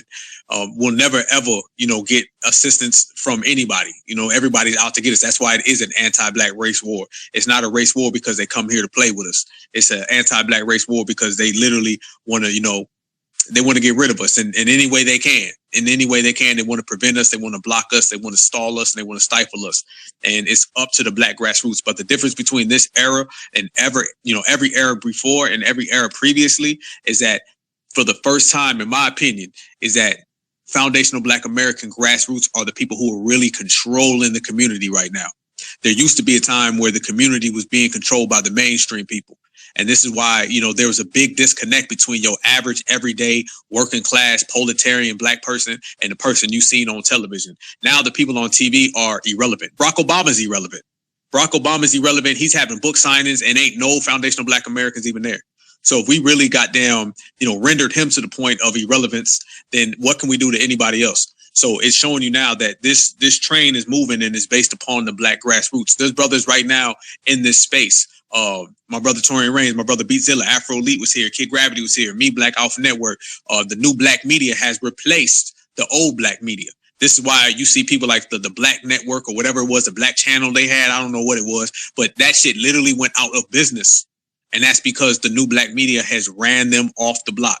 You start to see, with Brother Marcel, we having Black political candidates that are literally putting pressure on people. Clyburn had to grab, his coon phone, and he had to call up Kamala Harris to come all the way down to help him. Now, if everybody talks about how he won with his landslide and he had this, great turnout, if he had a great turnout, why did he have to have the vice president come down? Because Brother Marcel was putting some fear in him. That fish fry was shaking all over the goddamn place. And that's indication that, foundational Black American grassroots are in control. If you look at it, we have a strong policy right now, which is reparations. We have strong media, which is new Black media. And we have candidates such as our brother Marcel. That's policy. That is media. That is an actual representation in the political world. Those things are what's got everybody shook, and that's what's got everybody changing. So the Black grassroots is guiding this. So any idea that we have that promotes or produces justice, it's going to come from us. It's not going to come from the outside. It's going to come from the inside. With that said, go ahead, Brother Tim. Yeah, I'll be quick. I say that one of the good things with that is that we now have with the Black grassroots, we now actually have a way that we can actually kind of call out the coons, and we've just labeled certain people who are causing distractions. Like I say, like at the beginning when Biden was about to get elected, if things wouldn't have kind of went out the window with certain groups, that when we were one big decided front, Biden wouldn't actually be there. So, but right now we got Biden with his, instead of him, he doesn't have our back. He actually has a knife in our back, so that's kind of one of those things with that, but the ability now that we have as the Black grassroots to actually call out people who are doing incorrect things, that's a good thing. It's kind of getting back to what someone said about making people feel ashamed. Again, a lot of these people don't feel ashamed because they're here to do their job. They're here to disrupt and, bring all kind of weird terms into things that were very simple, to confuse people, to just muck everything all up, instead of concentrating on the thing we should be concentrating on, white supremacy. And with that, I'll end right there. I'll come back in later. Go ahead, Phoenix. We got you out the Matrix. Go ahead. I hope so. I hate that, man. you guys. So yeah, and I agree with everything Miss Tim just said. DC beat Zilla, and of course, Black Alpha, Queen Alpha, everybody. I want to just say this: with our organizing, we definitely need a space where we can be stealth about it. We need to be stealth about it. We don't need everybody knowing what we gonna do. So, I am promoting the city again, guys. Please just come on and be a member so we can really get down to business. I love that we can get here, galvanize, and talk and everything. But when it comes down to our business, we need to be there. And we also have an anti-defamation council there that we're now looking.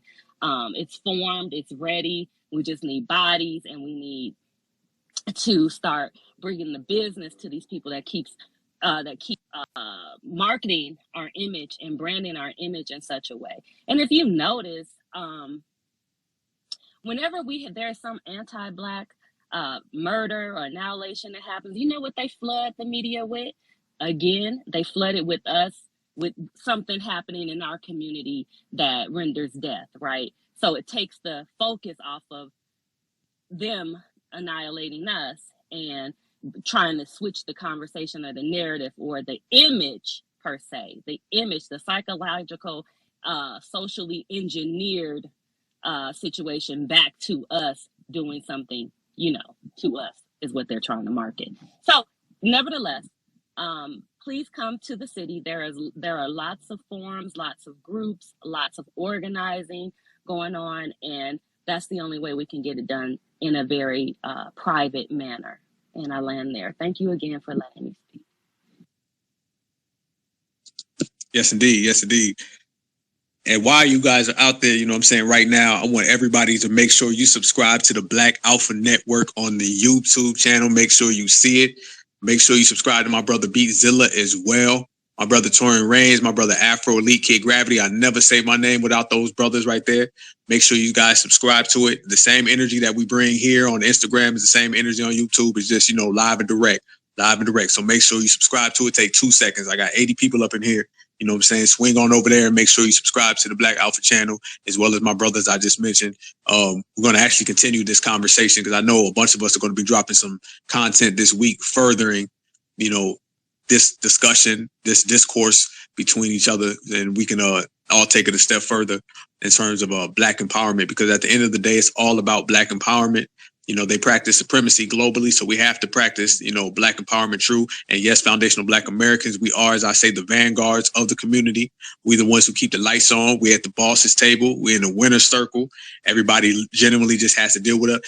And everybody also has to know that whatever, occurs is something that we do. Everything that we occur, or do is something that's going to happen. It's going to better us. We're going to be the ones who function at the highest level, because everybody looks at us. They may not want to admit it. People may not want to accept it. They may not want to acknowledge it, but everyone knows foundational Black Americans are at the front of the table. We run the yard, and that's just how it goes. Nobody's in it to help us out, but that's cool. I always tell people, and I'll say it 100 times in a row, I'm not out here looking for any help. I don't need any new recruits. Everybody we got, we already have. All the soldiers that we need, we already got. We have this tendency to think that, we lack people. We don't lack anything. We don't lack nothing. Everybody that's riding for us is riding for us right now. Brothers and sisters are out here really, really genuinely putting in work. So therefore, we got to continue to do that and make sure whatever we do, it just stays as a unit and it stays as a collective. This is why I wanted to, put this down, and we can continue to come up with ideas. But the main part, it's not just ideas. The main part is us actually practicing these ideas and speaking truth to power.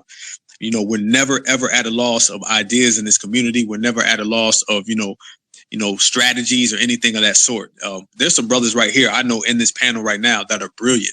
There's some sisters in here that are very, very brilliant. So in terms of coming up with strategies and stuff like that, that's not really our issue. Our issue is not to come up with the strategy. Our issue is to really just get to the point where we can function it on a high platform and on a high level. So this is what I tell everybody to make sure that we do, and make sure that we keep it coming. And to make sure everything works out in the best way. And we got to continue to push this forth. But with that said, I'm going to let April go ahead and speak. Hey, family. Can y'all hear me? It still says I'm a listener. This is weird. Can you hear me? Okay, Yeah, now yeah, yeah. It's okay. tripping all over the place. Okay, now But it I hear says you. okay, all right. So hey family, peace, power, and reparations to the people. I wanted to kind of address how to produce justice for FBA in America. Continue to do what we're doing. Don't come off the neck. Don't change any direction, right? Because we're in the right direction.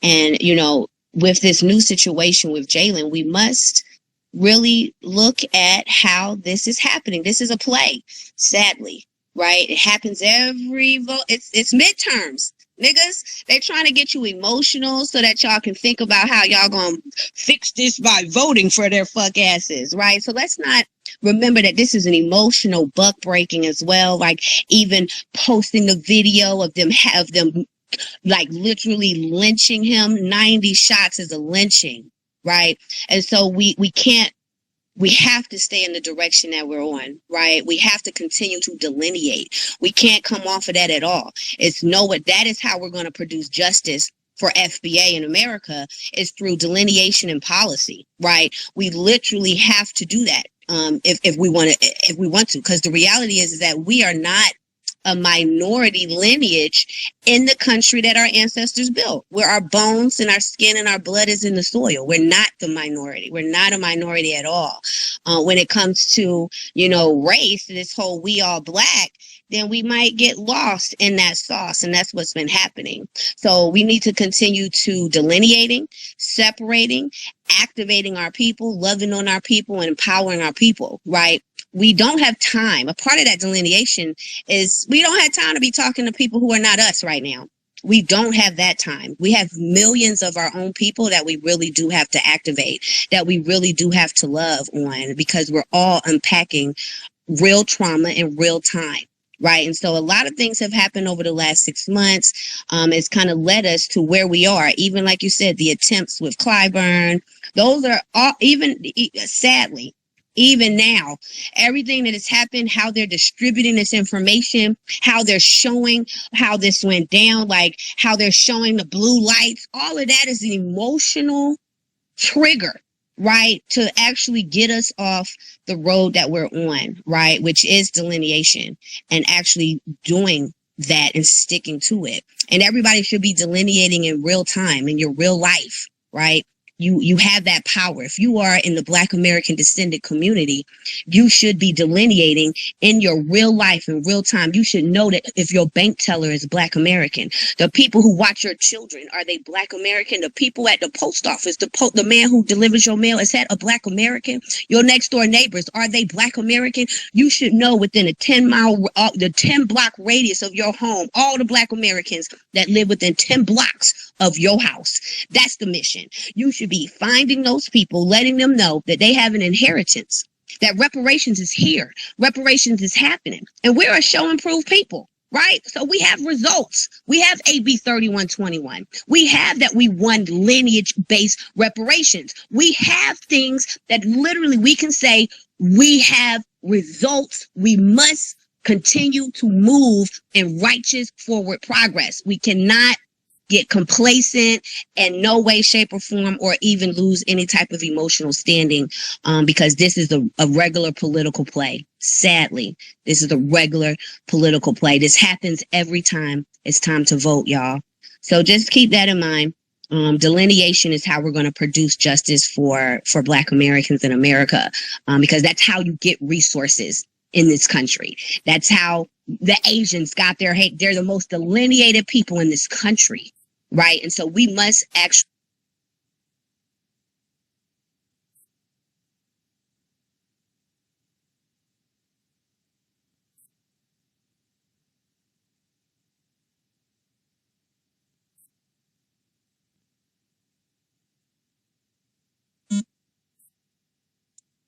I don't even know what happened. I don't know if y'all can hear me or not, but she dropped out, I guess. I think what happened. I don't even know. She just dropped It's been out. doing that all day. Yeah. Like this whole conversation. Yeah, I got people on here that's listed as, speakers, And I got people listening as listeners, you know what I'm saying, but they got their hands up like they're speakers. So it's been funny stuff. Okay. Yeah, I didn't even do that. But go ahead, family. Okay, I'm driving. I'm driving right now, so I might like fade out. But I love the energy of this room. I'm in my 50s, and for me, I think what we need are just younger FBA politicians. I'm sick of old white people telling us what to do. And I'm sick of us. I'm sick of the round and round of the of how you say when they're trying to divert us from something, it's just all the distractions.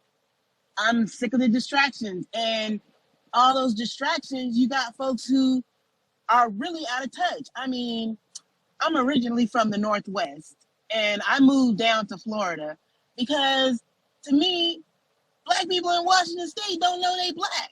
And I really had a problem with that. And I've learned so much from younger black people in the South and up the East Coast. And I really appreciate y'all for everything you do. And I guess my plane has landed. This is my first time talking. I don't know. Hey, Miss Matrix, I wanted to ask you, you were saying that do you have any in your area? You say you don't, you said black people don't realize that they're black. Can you give some examples? Okay. I'm originally from Washington State. My family started out with a black grandma and my great black grandma, my great black grandfather. Now we don't. All my cousins, for the most part, and my siblings have married or had kids with white people, and my family worked hard, and my black family worked hard, and then you guys have these kids, and then they end up marrying white people, and we're not black no more. And I really have a problem with that, and that's my example. And it's like, you know, they don't think like FBA think. They don't think B1. They don't think. They run around. They run from us. They run from who they are. I mean, does that make sense? No, that makes perfect sense. I was actually having a conversation with someone about Jordan Peele. They posted a picture of Jordan Peele stated, showing his spouse. Everybody know he has a white spouse, but a lot of people don't always bring up that he has a white parent as well. It's sort of like that Democratic and Republican thing where he can actually throw on a cloak of his white side when he needs to, but when he wants money and wants to talk about race stuff, he takes off his cloak and starts talking black. So I understand what you're saying about that. Yeah, and it's nerve-wracking, and I just think we need to stop supporting those people. I don't want a celebrity politician, a black celebrity politician. I don't want that. I want grassroots, because those folks don't understand nothing that we got going on in the real world. They understand it, but they think they're untouchable. And that's what I mean when black people don't know they're black. Like when Oprah got her wake up Negro call, Oprah, you're black. You're black. And your money doesn't make you white. It don't even make you close to white. And so that's what my thing is. I don't know what's stopping us from, like, how do we start a party? Like, they got the Green Party. We need our own party, because nobody can represent us better than us.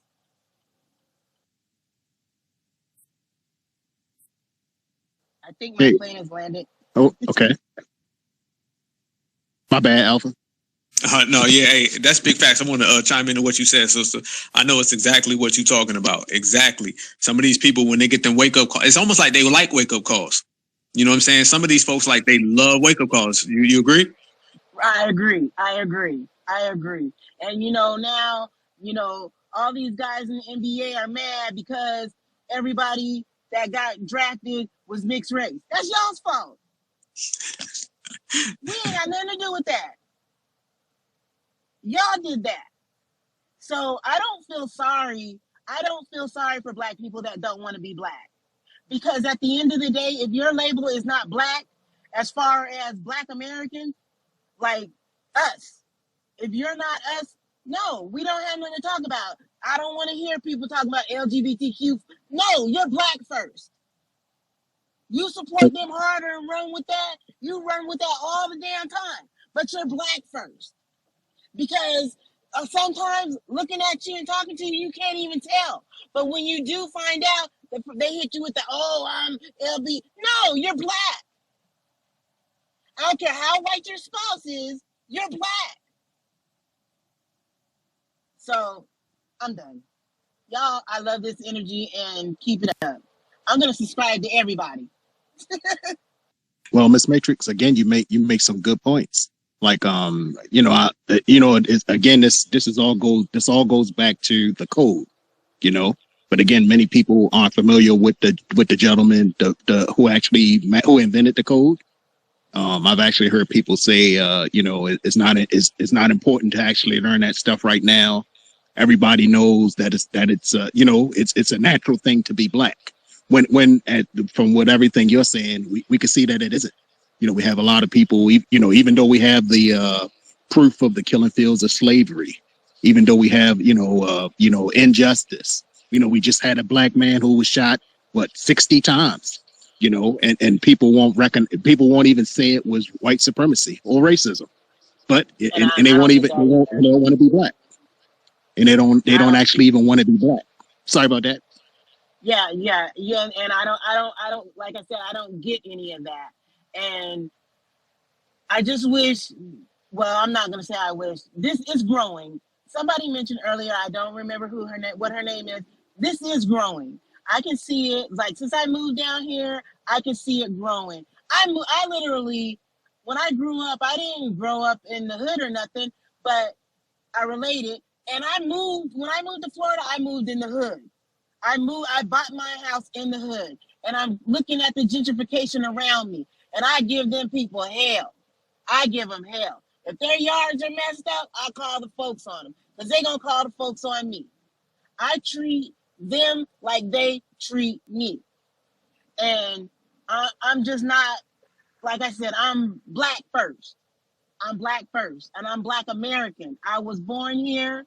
My lineage does come from slavery. I've done my ancestry and all that stuff. I found my family. But let me tell you something. I'm black first, and I don't appreciate, when black people don't realize they're black first. I don't appreciate it. That energy right there, that's the energy that we're talking about. We need that type of energy right there. That type of energy produces results, because it's all about producing results. That energy right there, where it's no nonsense, zero tolerance, straight to the point. If they out of line, they getting checked. If they out of pocket, they getting ran out. That's how you got to do it, because like you just said, so they gonna do it to us, so we got to do it to them first. You know what I'm saying? The game is pretty clear. It's pretty clear what time they're on. It's pretty clear how they come at us, but they don't want to really play that game with foundational Black Americans, because we will always win. So that's the type of energy. We got to bottle that. We got to bottle that type of energy, and everybody has to practice it. And I believe if just half of us could practice that energy, the change that we already see happening right now, because change is really coming, real change, not that kumbaya change. No, like real certified Black change is happening, and it's based on that type of energy right there. You said you in the North, or you were in the Northwest? No, I was born in the Seattle area. I was born Oh, there. And then I joined the military and I traveled. And I went to the East Coast, and then I came down south, and I was like, man, I was born on the wrong coast. And I go home once a year, but man, I don't like staying there. And like, my friends really can't relate to me because everybody's so like I said, everybody's so kumbaya, and everybody's got brown babies, and I'm just like, my son, he had a baby with this Cambodian chick, and that was cool, but and I was happy to have a grandbaby, but I want Black grandbabies.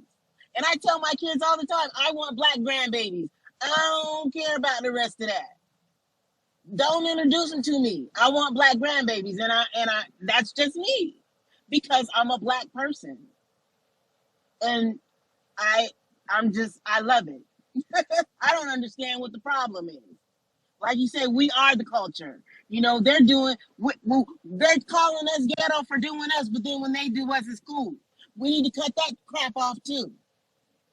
I don't, no. Mm-mm. Y'all, I quit getting weaves, everything. I quit everything because I don't want to give an Asian nothing.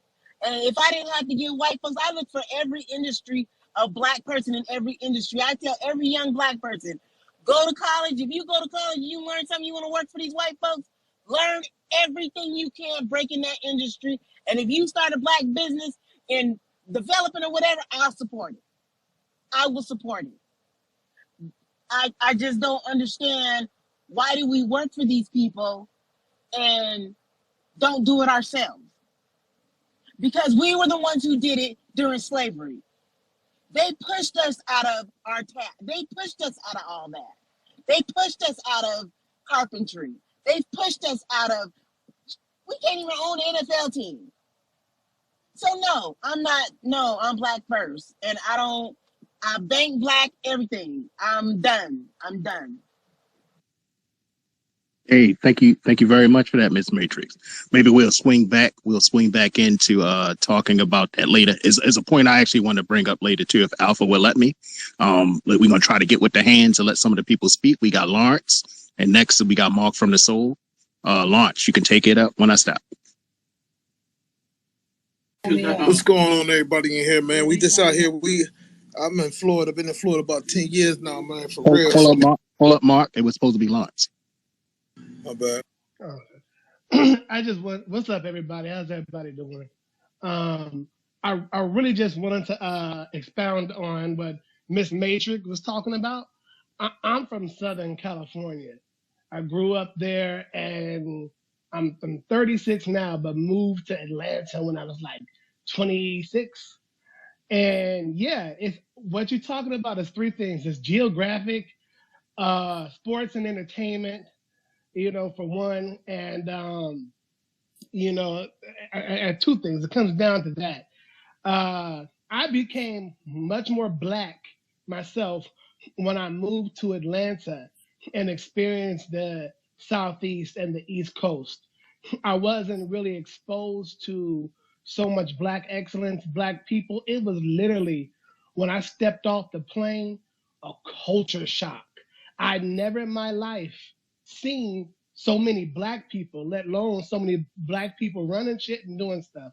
So I became reconditioned. There are streets in Atlanta named after black people. In Southern California, streets are named after Mexicans. Figueroa, Cesar Chavez, El Segundo, Alvarado, stuff like that. So the geographicness was different for our generation. We didn't grow up in that part of the 80s where LA was dominated by black culture. We grew up where LA, California became dominated by Mexicans. So now when I go back to visit home, a lot of my little cousins have done a lot of what you said. They done married all these Mexicans and stuff like that, and Cambodians and shit. And yeah, they're cute, but I'm like, y'all wouldn't do that if y'all was exposed to black women, on a real level. They think black girls are ghetto because they're around a bunch of Mexican people and have a bunch of Mexican friends. So they don't appreciate the beauty in black women like that because of their lack of exposure. So it's really disheartening. Secondly, in my family, I have a very, very, very famous family member. And this dude, as pro-black as he is always with white women, are racially ambiguous women.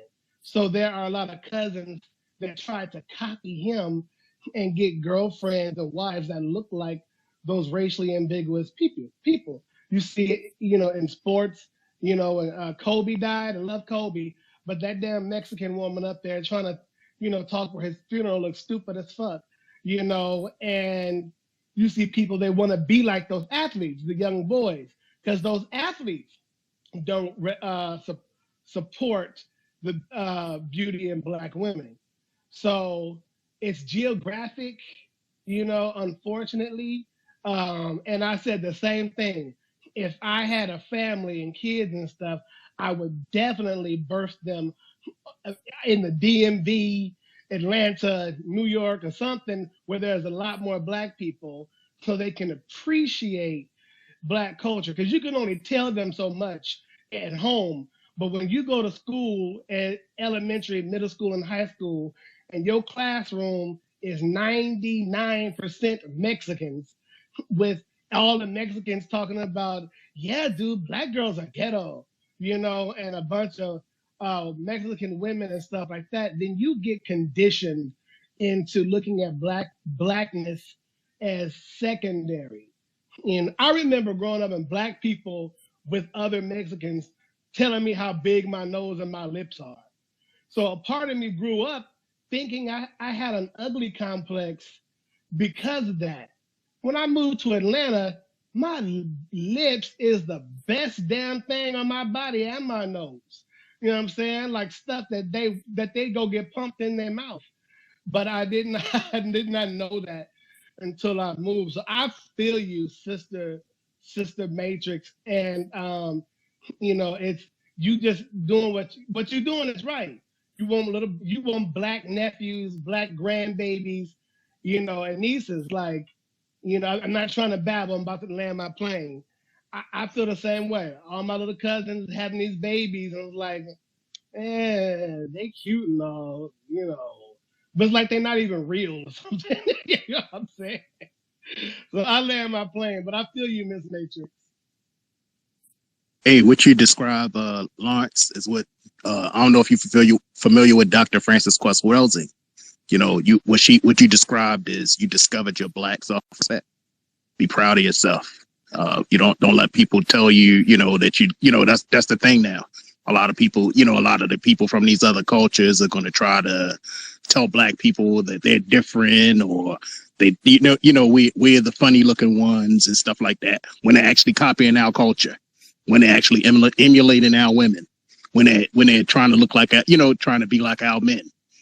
So what you found, again, Black self-respect. I'm not sure if you're familiar with Dr. Welsing. I'll pause right there for Black Alpha. If Black Alpha doesn't speak, Mark, you're next. Go ahead, brother Mark. The floor is yours. Hey, what's going on, family, man? Just reaching out to everybody, man. I've been down here in Florida for 10 years, man. My sister just flowed down here, man. We all originated from, man. That's why we all here. Hey, babe, where y'all from? From? The city of Akron, Ohio. Man, raised, school, everything. We all did the whole thing. Listen, man. Hey, hold up, brother. Hold on, let me finish. No, whoa. I'm a shot. Listen, hold, slow roll, partner. I'm from Toledo. I'm just trying to show some Ohio love. That's it. Real time, man. Real time. And listen, man. My nephews, my nieces, they putting in real time, man. They burning down the downtown, man. Black people don't own none of that shit, man. Flat out, none of that shit. Like, that's why people keep on putting these little cues and saying, hey, don't burn all your neighborhood, don't do this, man. No, man, we trying to get a response of Jalen, man. We want to really show up, man. They doing the transit centers, everything. You look at the whole news, we on real time right here, man. And this is what we doing. We responding for Black American, man. Like, for real. Like, this is what we do. We don't play no games. We respond, and they responding right. It's over 1,000 people out there, been out there all night, responding. My nephews, my nieces, my aunts, my uncles, everybody been out there responding, man, on some real time, man, putting it in. Like, we at the mayor's office, like, this ain't no just putting up no tags online and showing. This is real time we doing right here, man, and we getting results. They showing it what's going on, man. They gonna put it down, because that was crazy what they did to the Black American brother, man. Like, this is crazy what we had to go through, and this is we trying to end this before it happened again, and they gonna pay for it. And that's some crazy shit, because I got a cousin that's on the police force. His name Lieutenant Mike Miller, man. Right now, he the one be doing all the speaking, but for this case, the white dude was speaking. I was like, man, what this white dude doing the speaking for? Trying to come in on some kind of really a real case that's really that's gonna be nationwide. Like, this is crazy, man. So, like, I really don't be talking to cuz, but we's on two different sides of the field. But we putting in real time out there, man, to get real results, man. And y'all gonna see in the next couple of days that the real results. And we set the standard for the country, man, a Black American, man. That's who we is, man. I land the plane. Hey, thank you. My bad, Alpha.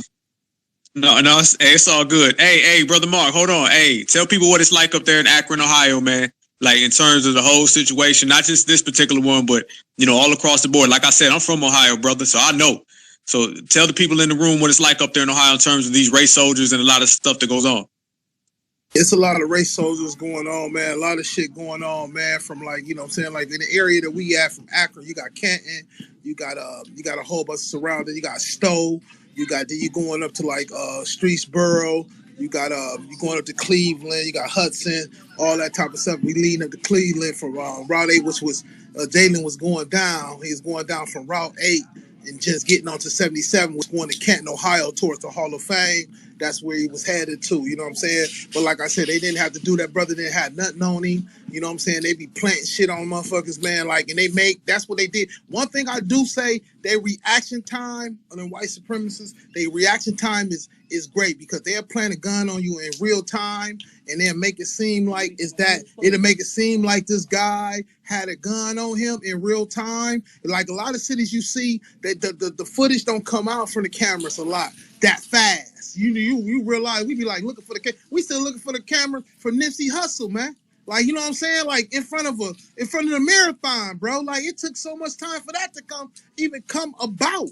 And this is LA, man, you know what I'm saying? So, like, the real time, this shit did come out, but what they did, they reaction time about planting shit, planting guns, and planting evidence was real quick as hell, like, you know what I'm saying? And so that's what the response is. And the race soldiers is mean with it. We got to get double mean with it, you know what I mean? Hey, Mark, what do you think? What are the differences between with the things going on with Mr. Walker?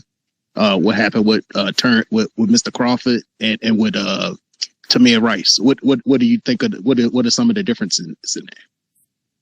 I mean, it's all it's all a pattern, man. It's definitely a pattern, man, for Black Americans, man. It's definitely gonna happen. It's gonna keep on happening, man. And Jalen, like right, all of them it's a pattern for us all, man. And we all on that real time, man. And that's what they putting down. They put real time on real Black Americans, man. So we got to put real time on where we from. This is our landmass, man. We got to really stick with it and still go at it, because they're going to keep on doing type of stuff like that until we really put our foot into the soil like we doing and giving the result.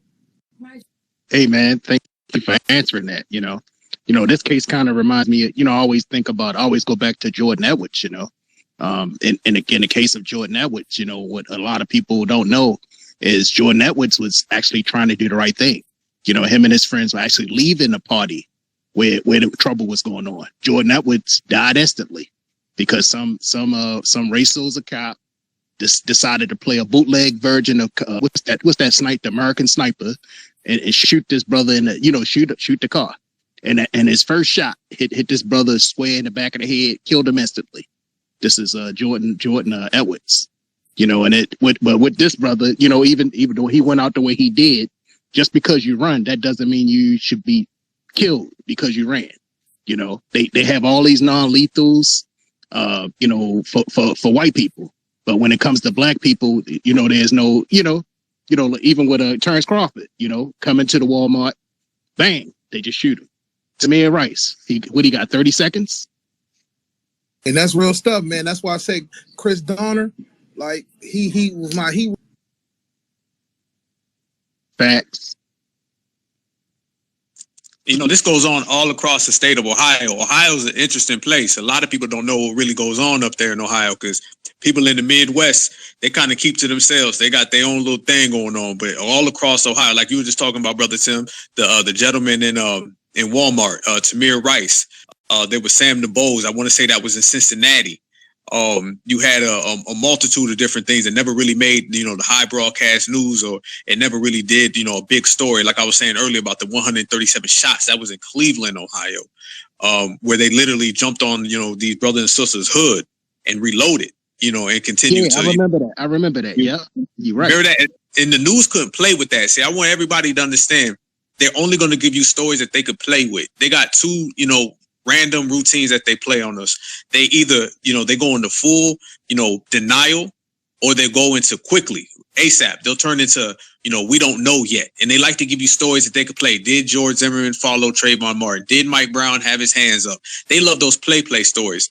Only when it's an extreme situation like Buffalo or with Charleston, South Carolina, then they turn into something else. But either way, the game changes and the game twists up whenever they get, put against the wall. That's when they'll get into their different tactics. The situation in Cleveland with the 137 shots, that situation turned around because the news didn't cover it. That's the story that literally, had that went to national news, it would have been pandemonium. Everybody would have been on it because there was no possible way that they could have ever, did any con games with that one. So they just kept it out the news cycle. And once they keep it out the news cycle, it's really on the local people to really handle the situation. So that's what was going on right down in Brunswick, Georgia with Ahmaud Arbery.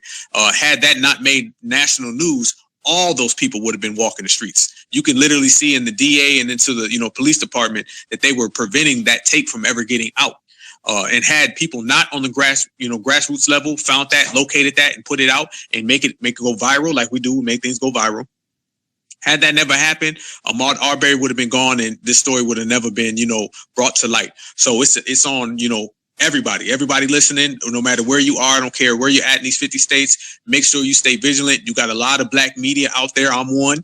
You got a lot of other brothers who, represent black media on all different levels. There's the first tier, the second tier, the third tier. Make sure you contact people and let them know what's going on in your local area, because all it takes is one situation to get in the right hands, and then everybody can, really truly bring justice, just because they can't hide it, they can't stifle it. This ain't the Rodney King tape.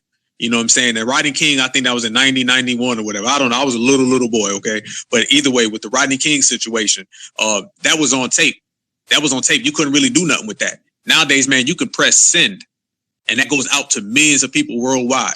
You know what I'm saying? So make sure whatever you do, you focus on what's going on in your neighborhood, your town, your area, because it's all on us to police us. We know they're not giving us, anything we ask for. They're going to drag their feet on the hate crime law. They're going to drag their feet on reparations. They're going to drag their feet on everything. So therefore, we got to get some real justice that we apply, on our own accord. What's going on in Akron, Ohio, what's going on across this nation. I don't care where you're at. Make sure whatever justice you get, you bring it to yourself and share it with your brothers and sisters, because there's a lot of people out here, and we can put real genuine pressure on them.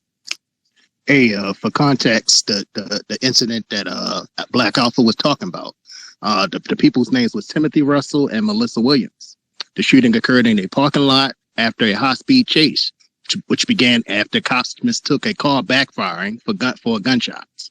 Both passengers in the car, Timothy Russell and Melissa Williams, each were hit by more than 20 bullets each, and all the officers got off acquitted. So that was just one case that a lot of people never heard about. I think they even had one, they were actually talking about one of the officers actually got on the hood of the car and started firing in. He went old West style and just started shooting them. So, when it's black people, there's no restraint. White people, you got a future. Like my man 1LVZ, when he made the video about the white guy running naked. He actually killed the 3 people in the house. Took off all his clothes and ran around. You got the cop standing there with an assault, a sure enough assault rifle that could have took the guy down. I don't even think they used mace on the guy. They just let him run around and let the dog chase him. Even the dog was, if y'all look at that video, even the damn dog was confused. But with us, it's crazy. Go ahead, Miss May. Okay, so when you I done lost my train of thought. Daggone it. I'm old, y'all. I'm gonna get it together though.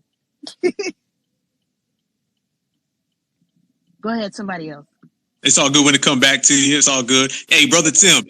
Hey, that's a good point. That story with that 137 shots, that never made national news. They covered that one up because they could not play with that one. You got your mind back, Matrix? Yeah, I got it back. That's why I got it back. We need to start going after these daggone DAs and judges too. See, we giving the police, we giving them a run for their money, but we also need to do the DAs, the judges, because they're the ones who, that crooked is all get out. I ain't gonna lie to you. The DA, Jackie Johnson, for the Ahmaud Arbery trial, her behind, she has 4 bodies. She has 4 or 5 bodies on her. She let a police officer kill 2 people, well, 3 people, and then she let Ahmaud Arbery get killed. And when I say she let them, she was going to let everybody walk away. I would actually say she probably has more bodies than that because she's been in there for quite a while, and who right. knows how many black people they put down, especially that cop. I know one of the black people she put down, and we're trying to get all the black people's cases in that area.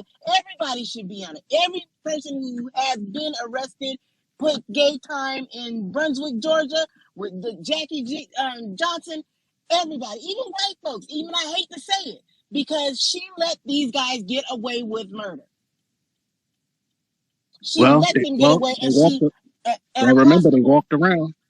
Yeah, and it was just so crazy how they're not going after her. She still ain't had no court date. Well, remember she let these guys walk around for almost 6 months before And they that's what I'm actually saying. went to jail. We need black politicians for real. We need real black lawyers, not somebody who's gonna work for somebody else's firm. We need real ones. We need black first everything. Y'all gonna get tired of me saying that, because I'm not. we're supporting these white folks. We're supporting this crap. We're supporting it. And I wish we would just stop. Just stop. Like I said, man, my whole life has changed as far as since I moved down here. There's a lot of stuff I do naturally. There's a lot of, I'm trying to grow vegetables because they're saying, we ain't gonna have no food. So I'm trying to get all my friends to start gardening so we can all interchange stuff. I'm learning my community. Like I said, I walk it because I don't. If you look like me and you are a Black American, you got my support. Even when you be tripping, I'm gonna pull you to the side and say, "Hey, man, you tripping," but I'll never do it in front of a white person. I will never do that.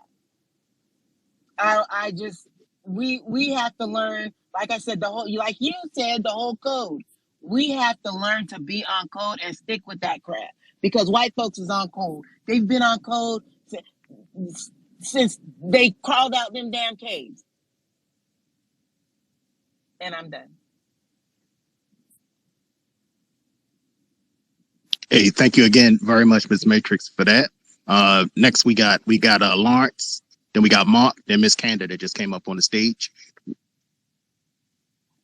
Lawrence, you're next. I think that was Timson that brought up that case with those 2 black people that was killed by them race soldiers. Yes, I don't know why that was not a national thing.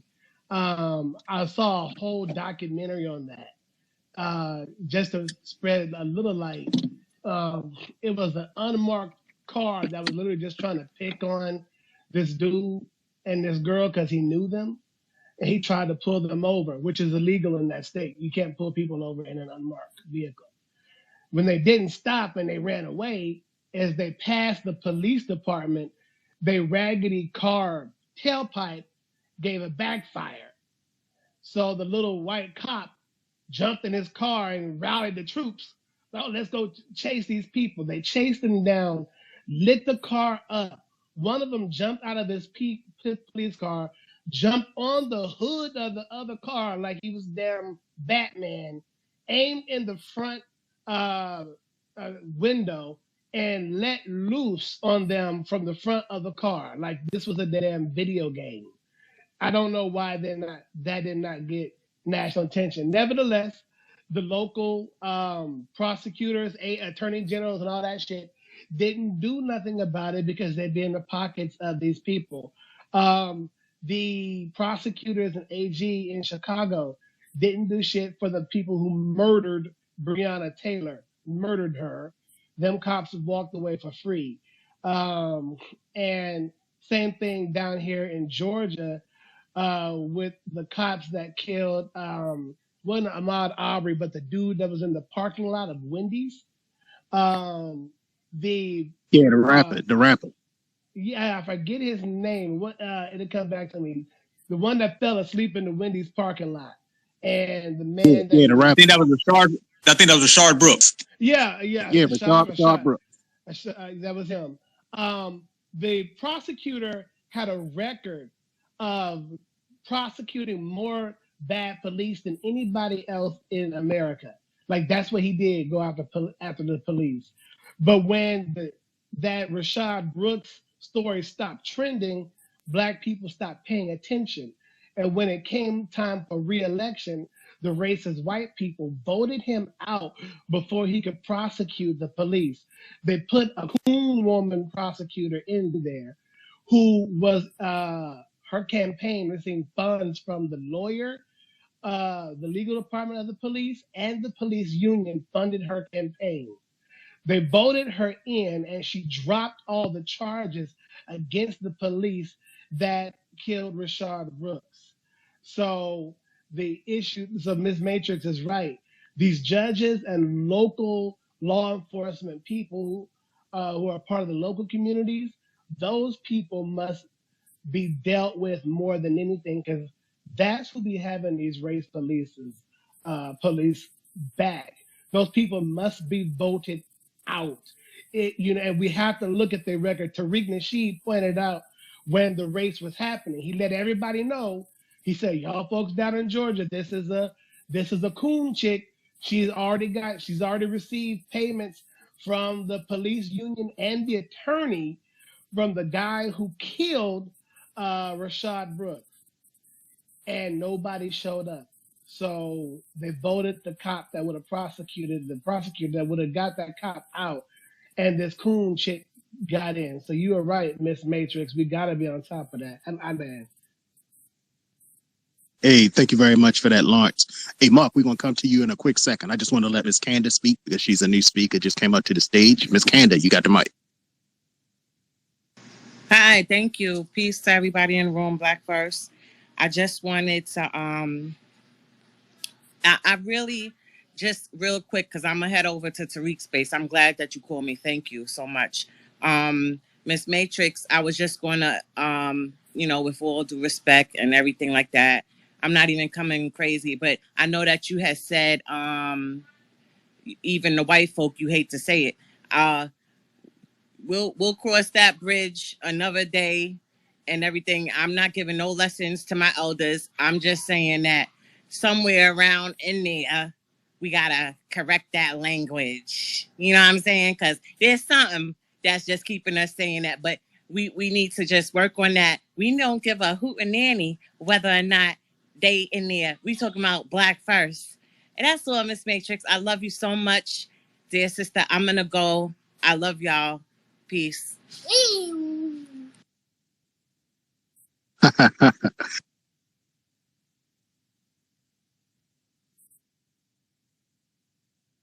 You there, Black Alpha? Black Alpha, you there? I think Black Alpha, he'll probably be back in a minute. Let's go. Hold on for a second, Miss Matrix. Let's get to Mark. He had his hand up. Go ahead, Mark. I just want to drop what we're saying here, man. It's like we got to watch out for, like we prepared to watch out up in Akron for the Crump and Al Sharpton, man. They be lessening our justice blow because they not Black Americans, man. I don't know what their lineage is, to be honest, but it's always derailing our whole situation, man. Like I say, man, I call Al Sharpton and I call Crump, like my little homie back home. His name is Darrell. I call him Darrell, man. You know what I'm saying? Because they always derailing our justice, derailing Black America's justice, and they kind of lessen the blow, and they be kind of getting the families to be on. We just got to start learning with Black Americans. We got to start really focusing on ourselves. We can't be listening to outsiders and the people who they cosplaying to send to us and be able to neutralize us with their testimonies and telling us what we need to do for justice and stuff like that, man. We need to get them out of the pocket, man. I'm telling you, once they show up, man, motherfucker need to just punch their ass in the face, knock their ass completely out of the whole picture, man. Tell them, man, listen, man, whoever sent you, tell them, motherfucker, go the fuck back to where they sent your ass. Because Crump, Al Sharpton, man, y'all all, and there's many other activists coming forward like that type of shit. They're gonna be sending all these Black Lives Matters type individuals at us, man, when all this injustice happens to Black Americans, man. We gotta watch out for these cosplaying individuals, man, that's lessen the blow for our justice as Black Americans. I just want to drop that. Hey, thank you very much for that, Mark. I think Black Alpha might be having connection issues, but we're going to keep rolling until he comes back. I think, Reggie, you came up. If you wanted to speak, you can. Hey, what's happening, bro? Y'all good today? Say, look, when I think about how we deal with injustice here in America,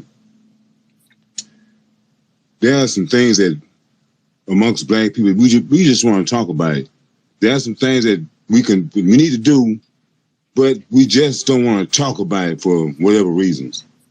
And there has to be a what else, because just marching or being angry is just not going to get it done. There has to be a what else. Now, whatever that what else may be, that's something to be discussed.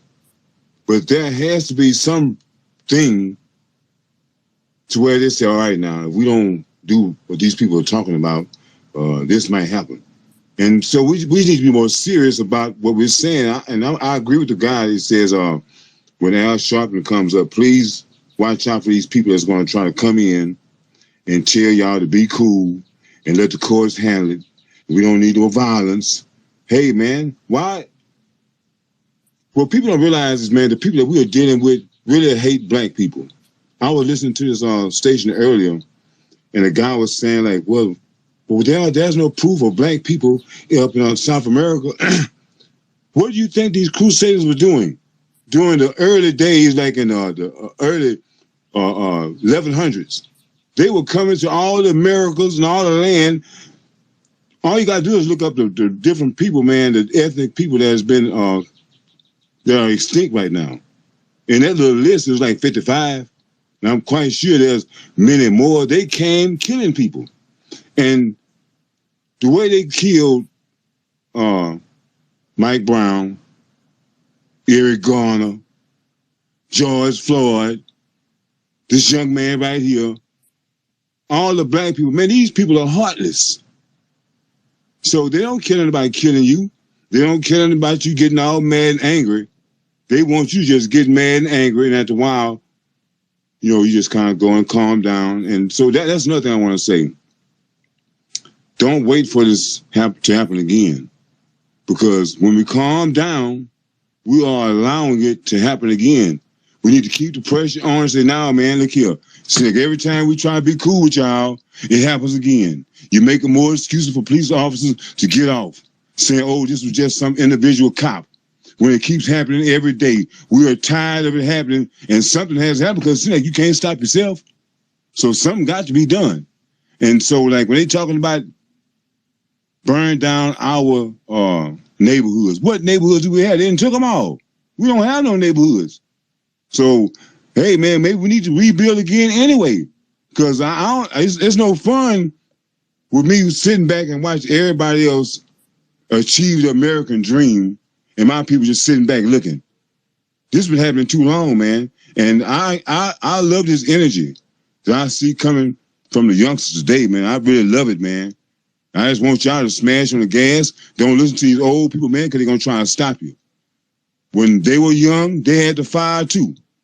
But you can't let the devil come in, or whatever you want to call these people, that's going to come in and try to stagnate your progress. You're making progress. They're paying attention to you now. They are responding. You got people like coming in and telling these tethers. Where are these people coming from, man? Why are they doing this when all we're trying to get is our just due? Why is all that happening? Pay attention, man. Y'all moving in the right direction. And don't let these people, man, take you off your square. Because I've been hearing a lot of just some arguments that's going on with these tethers. Man, damn what these people talking about. Y'all keep on talking about what y'all talking about. And that's getting these reparations, man, and moving forward for Black people. And stop all this killing Because, hey, man, I'm not going to stand back and let nobody kill me. That's all I got to say. And on that, I'm going to land my plane.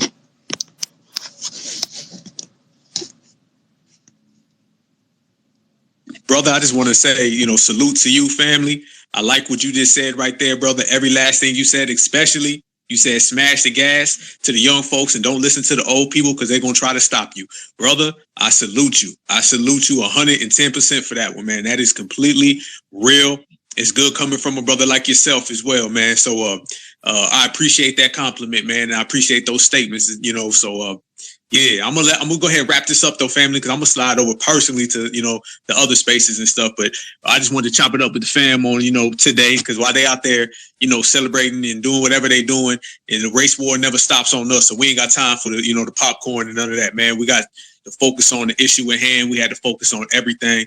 So I want everybody to stay safe, stay vigilant, and stay real. We're going to be right back at it. Next time, we'll probably do one way longer because it ain't going to be the 4th of July. It ain't going to be all this reckless stuff going on. But anytime something happens in the community, I don't give a damn. If I got to take 5 minutes to stop and chop it up with the family, I'm going to do that. So the next space is going to be even longer, and it'll probably be another all-nighter, one of them Black Alpha block parties that we be throwing. But I appreciate everybody for pulling up. I'm going to post this on YouTube probably tomorrow. You know what I'm saying? But good game was chopped, and everybody who spoke made some real good points, and it was all coming from a place of sincerity and honesty, compassion. And this is what we have. We have each other. Everyone knows that. We ain't got 100 different people. Trust me, when they open them borders, friends aren't coming in. A lot of foes are coming in. So that's got to make us stand next to each other even more tight. That's got to make us, ride with each other even longer, ride with each other even stronger, because we are truly all we got, and everybody knows that. Anybody here listening right now, make sure you subscribe to the Black Alpha Network. Make sure you subscribe to me on YouTube as well. Check out my channel. Matter of fact, I'm dropping something tomorrow. Make sure you subscribe to my brother Beatzilla. He's got the same strong, real B1 content. And it's going to continue to go. So I'm going to catch you guys all on the next space, which will probably be later on this week. And we're going to continue to bring the heat. We're going to break it down. But everything is about producing justice for foundational Black Americans and everybody standing together. So y'all stay good, stay safe, stay strong, stay vigilant. Much respect to Brother Tim. Queen Alpha is always to the whole family. I will catch you guys all on the other side. One love, family.